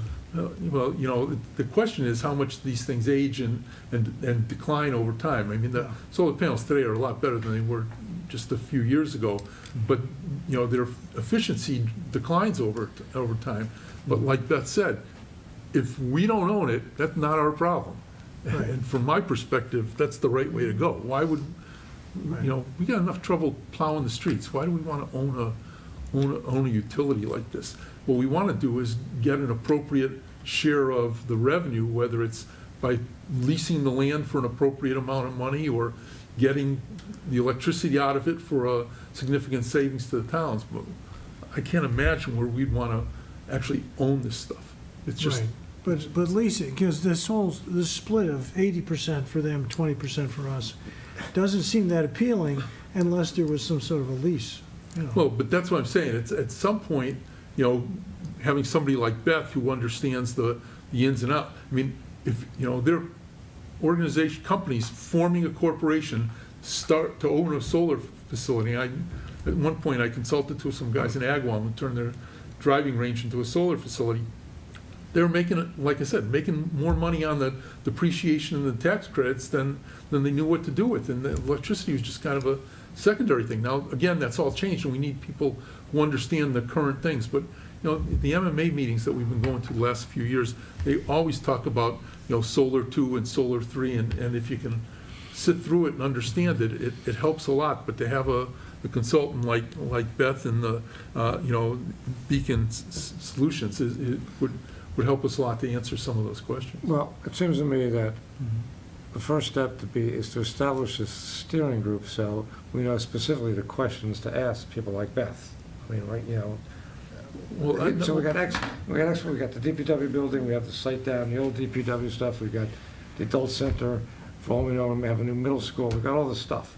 So what, here's what we got. The questions are, like, do we want to own it? Do we want to lease it? Do we want to PPA it? What do we want to do with it? Given the sites, but until we know what questions, until we know what we want, to have it explored doesn't make, we have to decide what are the questions we want to ask. We have this, okay, which properties do we want to use? Or, here are our properties, Beth, tell us which ones we ought to use. I mean, it's really. That's the better question, is, here's the amount of electricity we would think is appropriate to generate. Where are you best doing that? Because, you're putting it on a roof of one of our buildings. Even if we don't own it, it impacts our roof. You put it on the ground down on Pondside Road, and, let them go. I mean, it doesn't affect the town one way or the other than we generate income, and people don't realize, isn't it great to put these on the roof? It is great to put it on the roof until something happens, and now you gotta deal with the roof, because it's our schools and our roofs that are leaking, whether it's the DPW or the schools or the adult center. I mean, solar panels are relatively new, but they haven't talked too much to people about what happens when my roof needs to be repaired, or there's, because of the winters in New England, there's issues with that. So I agree with you, Steve. I think the first issue is, how much do we want to generate, and where is it appropriate to put it? And then we decide, now we know where to put it. The question is, how do we want to put it? So that would seem to be what the solar steering group ought to be doing. And that's why we would probably want to create that group sooner as opposed to later. If I may, so I might, I guess two things. One, I might solve the problem a little differently. As opposed to looking at how much capacity do we really have, it's how much available area, real estate, whether it's on a building, on a parking lot, on the ground, are we comfortable and we think is the right parcels for us to lease out. And here's the amount of capacity we can absorb. The rest, find another off-taker. Because again, the greater the scale, and I'm not suggesting anything massive, but the greater the scale, the better your PPA rate will ultimately be, because there's more kilowatt hours for the owner of the asset to sell. As it relates to a steering committee, I might suggest some consideration for somebody from the school department, particularly if we're looking at school roofs. And as you're looking at a roof, you want to make sure that anything older than 10 years on a 25, 30-year roof is marginal for me, because I wouldn't want to see an asset installed on a roof and have to have it removed to have the roof replaced, right? The roof needs to have appropriate structural integrity. The owner of the asset would have to do a structural analysis with, an engineering analysis, and provide the town with stamped drawings demonstrating that there's reserve capacity on the roof. And then the last piece about a roof for your consideration is, in contracts that I support my clients with, there's always a provision of how we deal with that pesky little thing called snow, right? If there's snow on the roof and it's covering the solar panels, there's no generation. And again, it's pay for performance. If a third party owns it, so you're not paying it, you're not getting the benefit, but you're also not, there's no cost. The issue is if it's an excessive amount of snow, and it could potentially cause, beyond the traditional sort of load calculations, and there's an order by the building inspector to shovel the roofs. I never want folks that are not professional in the area to go up there and come near shoveling around modules. To me, it's a financial liability and a safety risk.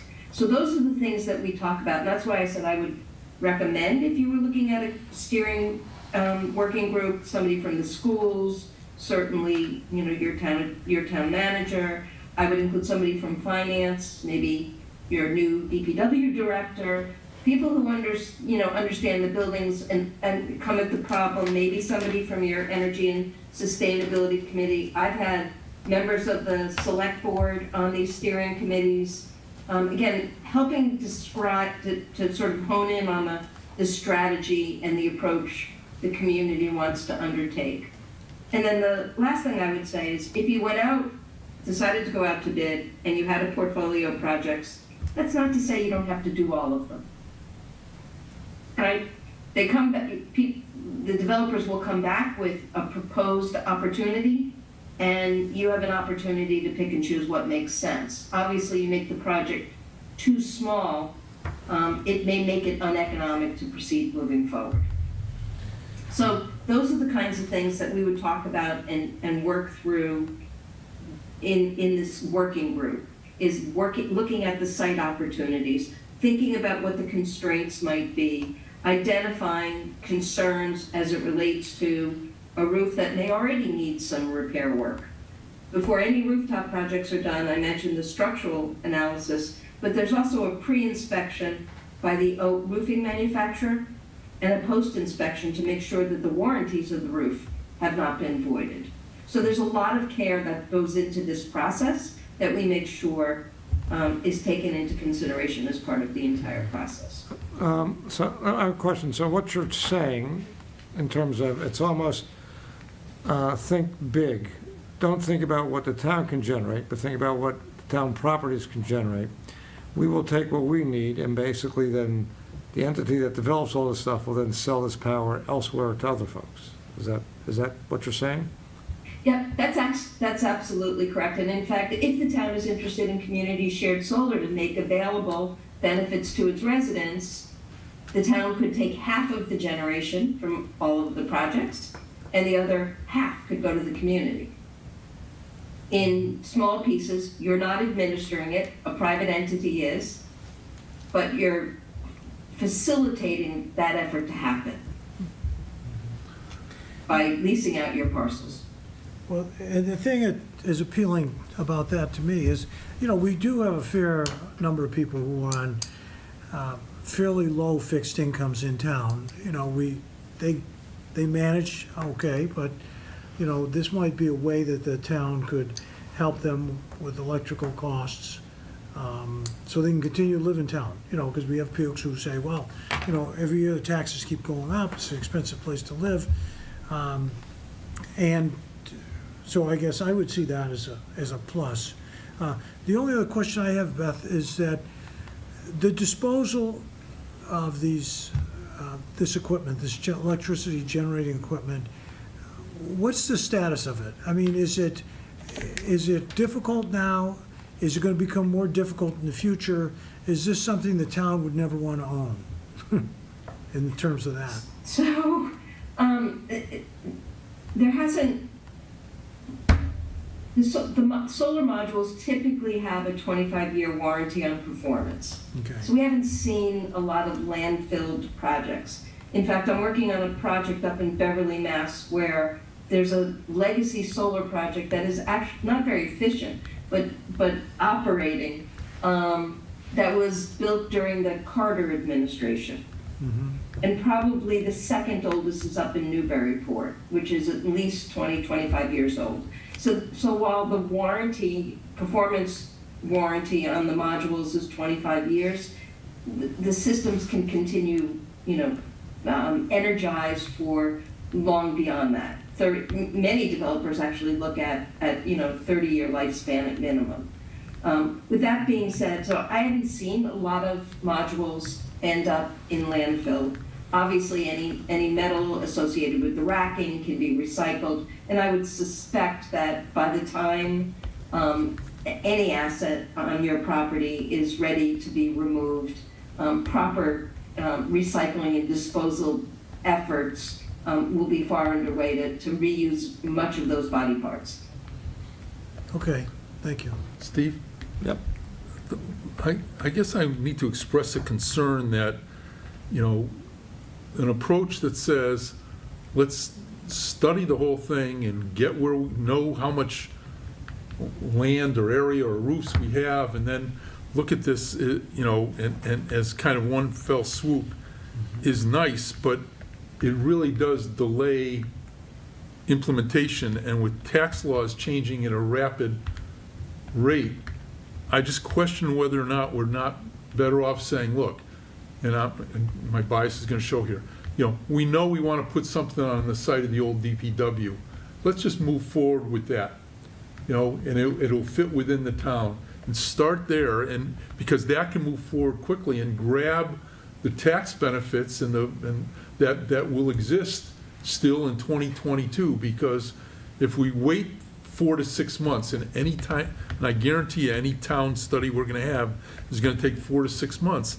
We missed the 2022 window for certain. We may have already missed it, but and that costs the town real money. Right, well, if that's your concern, then the old DPW site's not going to happen in 2022. It's not going to happen. First, there's way too much work that needs to be done in terms of studying the site itself. There's all sorts of, who knows what's down there. It's got to be, as opposed to actually the new DPW roof, which actually has been, by the guys who built it, said, yes, this can take solar tomorrow.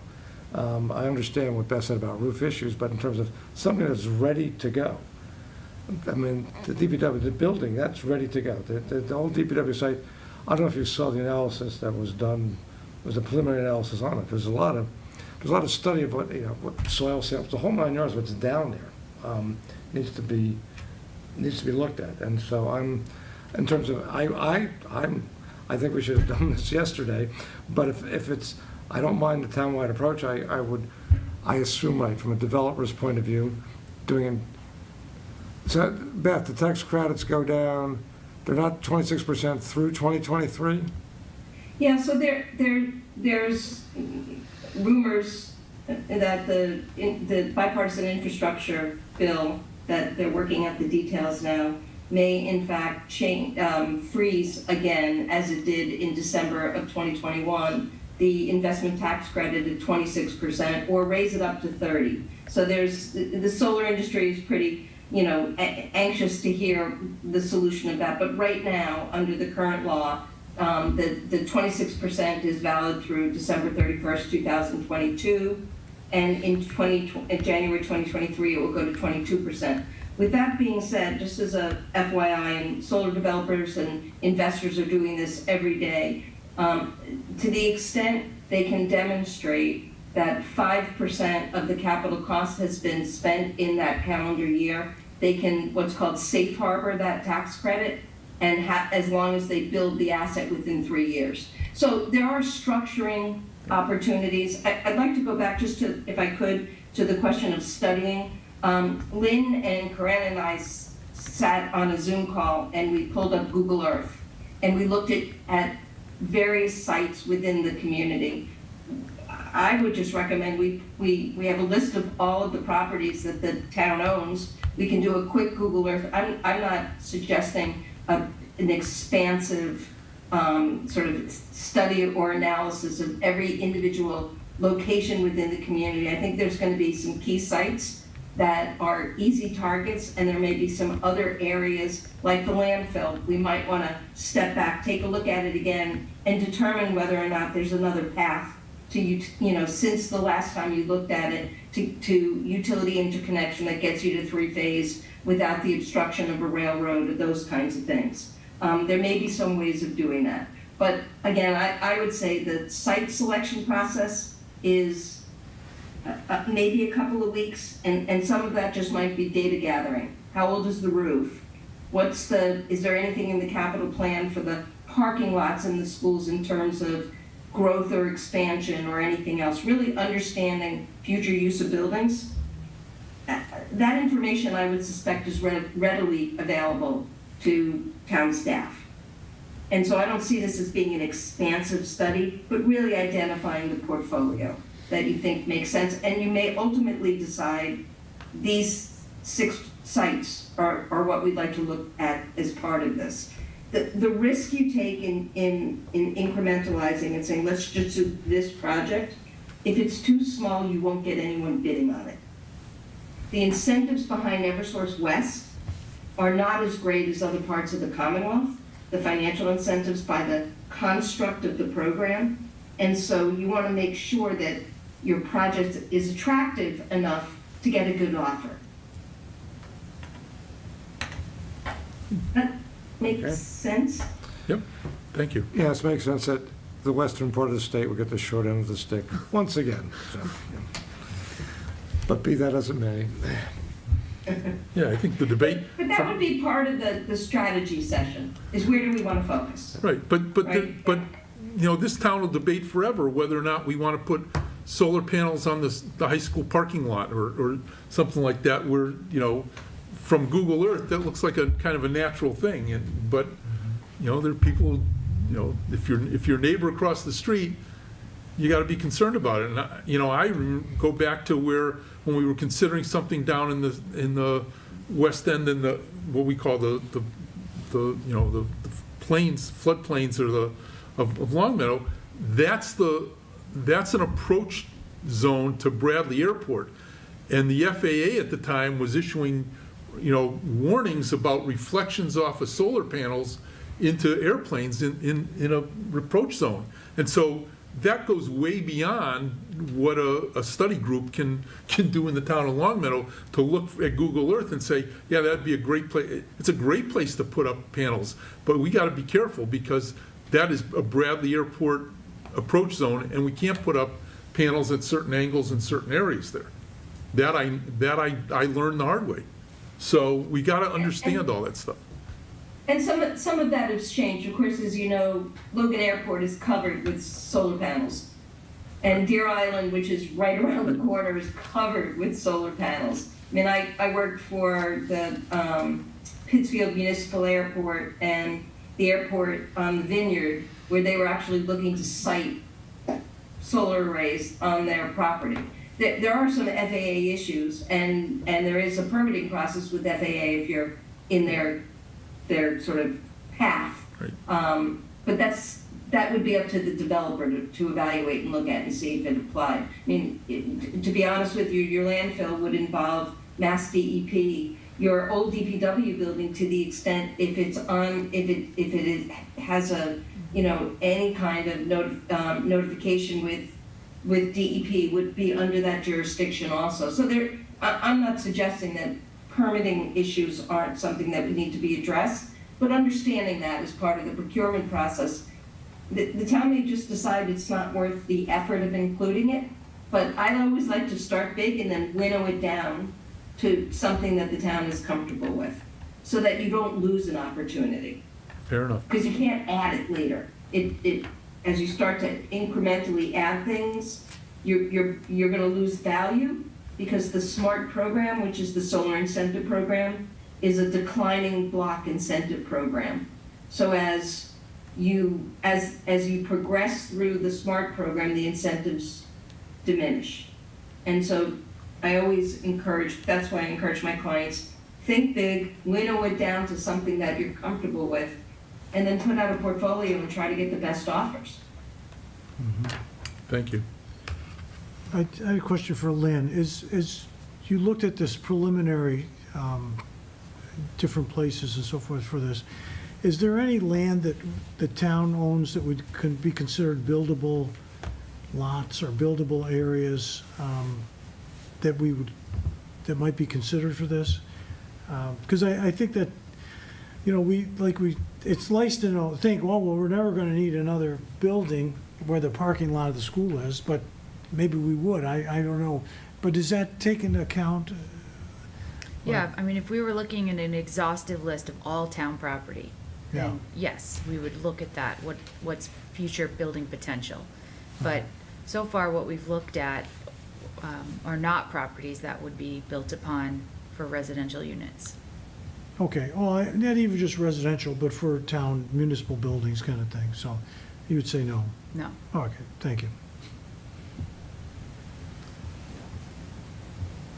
Okay, so where are we with all this at the moment?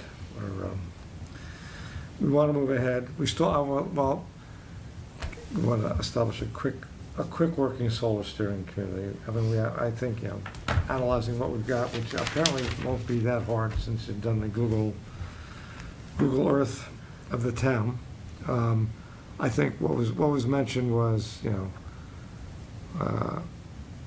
I think the only committee that we might want to add to would be the planning board, in terms of on that steering committee. that makes sense to me. I mean, the school committee I'm not quite sure how the school's rules all fit for solar, but they've got the parking lots for sure. Finance would certainly make some sense in terms of how the thing is done. The sustainability committee, somebody should do something about solar in that committee as well, I would think. It should be fairly, I think small is good for, Any other thoughts about who might want to be on this, who should be on this? I'd like to volunteer if you want somebody from the select board. Okey dokey. That's 6. And I would put out if you can put out a call to that, Lynn, it's like, if those committees can get someone together as soon as possible, that would make real good sense. So 1 planning board member, 1 energy sustainability member, the finance director, or someone from finance committee? Would you say both? Finance director? I'd say probably just someone from the finance. There might be someone who has more of an interest in solar. From the finance committee. The finance committee, yeah. Okay. Yeah, I'd open it up. The Makes sense. facilities director, when you were talking about school roofs, that's who that would be. Okay. Town manager and a select board member. There we got it. Facilities would be DPW, sort of a DPW representative as well, is that what, or?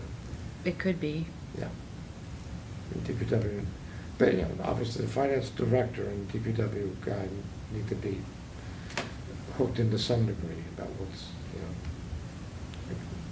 I don't know if they need to be in the committee, but they need to be first informed about what the committee's doing. Okay. Yeah. All right. I thank you, Beth. I think for the moment, we're good. Great. Well, thank you very much. I look forward to helping the town achieve its goals. And have a great night, everyone. Thank you. Thank you. Yeah, thank you. Bye-bye.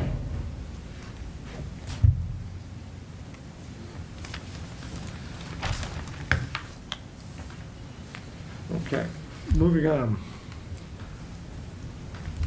The new Westcom district agreement. Thank you. So, I don't know if she's still here. Okay. So I do have Erin Hastings, the executive director of Westcom, in the Zoom, if you have specific questions. But what you have in front of you tonight is a district agreement that has been revised from the last version you had approved. This one will carry us through June 30th of this year. And then at the very end of that agreement the new agreement that you see there is from July 1st, 2022 through, is it a 5-year agreement? I don't remember the term on it. But at the very end is essentially a memorandum of agreement to operate between now and July 30th. This has been vetted by bond counsel for Westcom and Westcom's attorney. That's why there's been so many changes to it. We've also added an additional community since the last time you adopted the district agreement. Okay. So that was also one of the changes. Is that East Long Meadow? That was Ware. Where? Oh, Okay.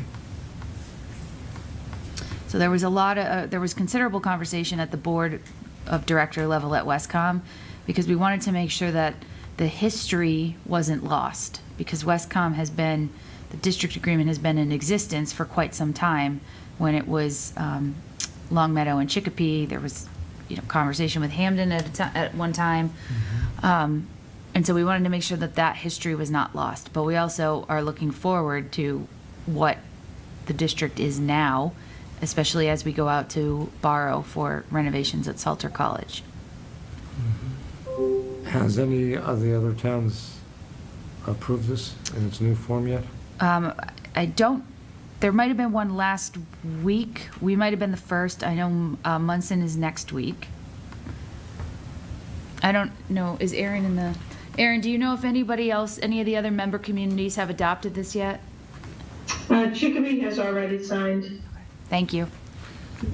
And I believe Ware was having their meeting tonight as well. And then Long Meadow and Munson are next week. East Long Meadow, rather, and Munson are next week. Mm-hmm. Steve?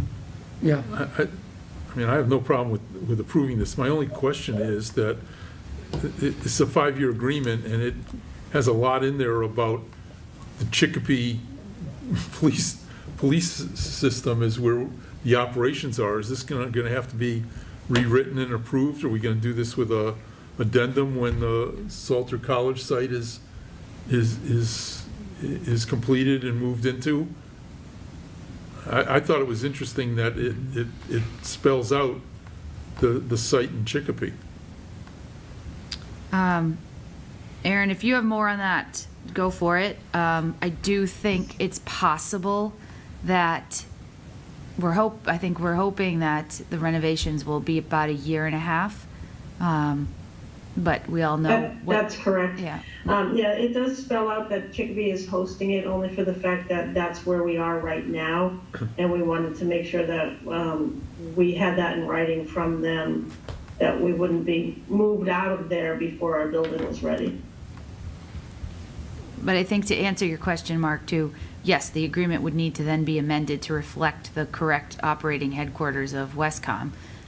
But the best case scenario is that's 1.5 years from when we actually start construction.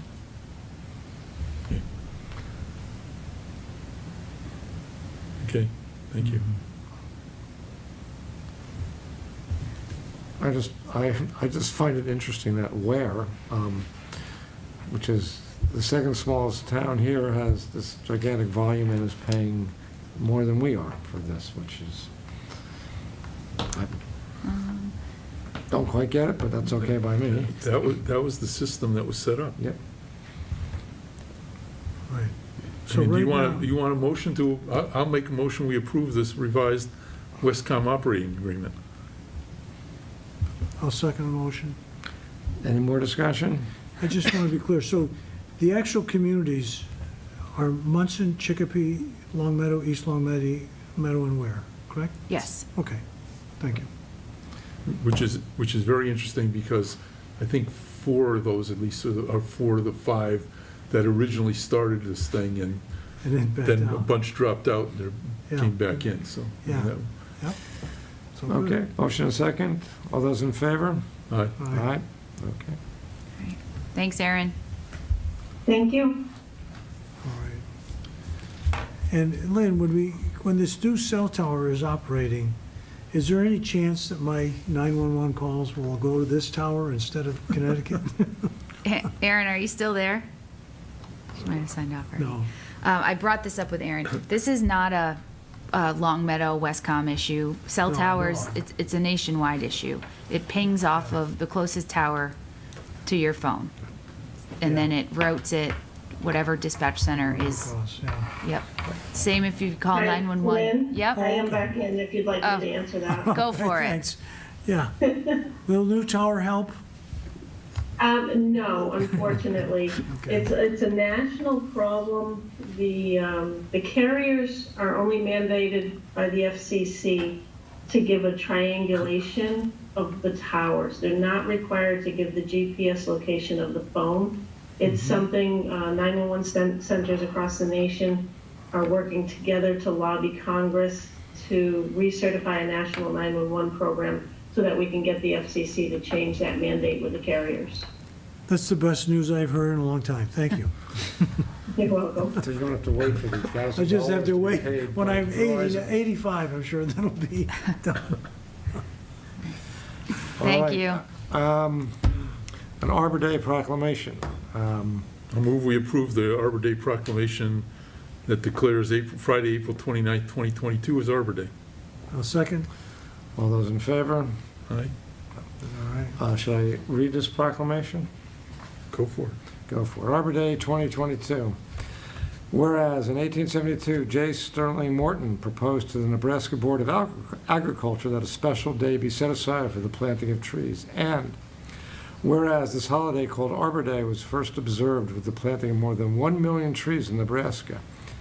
And whereas Arbor Day is now observed in Massachusetts, and under Massachusetts General Law, Chapter 6, Section 15, that declares the governor shall annually issue a proclamation setting apart the last Friday in April as Arbor and Bird Day. And whereas recommending its observance by the public in the planting of trees, shrubs, and vines, particularly those attractive to birds, in the promotion of forest growth and culture, in the adornment of public and private grounds, places, and ways, and in such efforts and undertakings shall harmonize with the general character of the day. She shall further recommend that such day be observed in rural and suburban schools by exercises appropriate to Arbor and Bird Day. And whereas trees reduce the erosion of our precious topsoil by wind and water, cut heating and cooling costs, moderate the temperature, clean the air, produce life-giving oxygen, and provide habitat for wildlife. And whereas trees are a renewable resource giving us paper, wood for our homes, and beauty to our community. And whereas trees, wherever they are planted, are a source of joy and spiritual renewal. Now therefore we, the Select Board of the Town of Long Meadow, Massachusetts, do hereby proclaim Friday, April 29th, 2022 as Arbor Day in the Town of Long Meadow, Massachusetts. And we urge all citizens to celebrate Arbor Day and to support efforts to protect our trees and woodlands. And further, we urge all citizens to plant trees to encourage and promote the well-being of this and future generations. Dated this 19th day of April, 2022, Long Meadow Select Board, Stephen Morantz, Josh Levine, Mark Gold, Tom Lacusa. Great, thank you. Do you Hey, have while we're something for doing- us to sign, Steve? There was no sign. Oh, good, don't worry about it, okay. I just didn't. Well, we made a proclamation. Could I mention something about the Eagle Scouts? Would it be okay?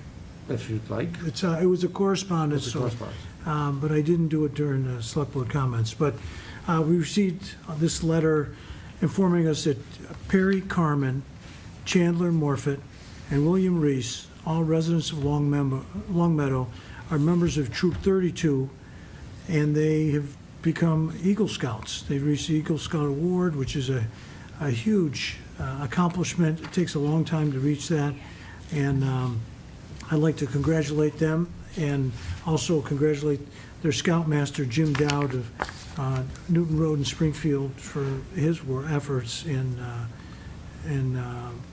James Gebhardt, the Eagle Recognition Coordinator.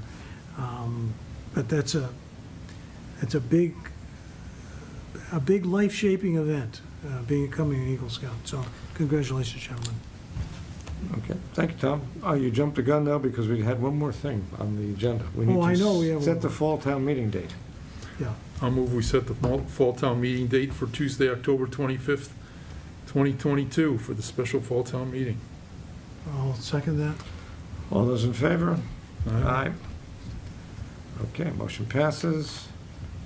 And do I hear a motion to adjourn? No, before we do Oh. that, I'd just like to make a comment about another one of the correspondence we got, Sure. Steve. And it was a letter from the chair of the Long Meadow Historic District about a violation of the Historic District rules. And the Select Board does have the authority to act on, in this case, unlike potentially our wiring system. And it's not something we're going to do today. It wasn't on the agenda, but I'd like to ask that this be brought before us at the next meeting so that we can act on it. I think, maintaining the historic nature of our core section of our town is important, and having people follow the rules of the Historic District Commission is important, and I think it's something we want to follow up on. Okay, yeah. And Tim Casey called in tonight, too, so. About another topic, but I think this was Okay. I mean, he Both doesn't part of go the into same the issue. details, and I think we're probably going to need a little bit of the details depending on where we're going, but I think Well, we can put on, if we have time, we put a next agenda and get some details about what. Yeah. And also on the next agenda, I think it's the last meeting before our Yep. annual town meeting. Will our moderator be here? Generally, Yes. the town moderator Yep. does come to, goes, great, that'd be great, thank you. Now, do I have a motion to adjourn? So moved. Second. All those in favor? Aye. Aye. Motion passes. We're adjourned for tonight. Thank you, everybody.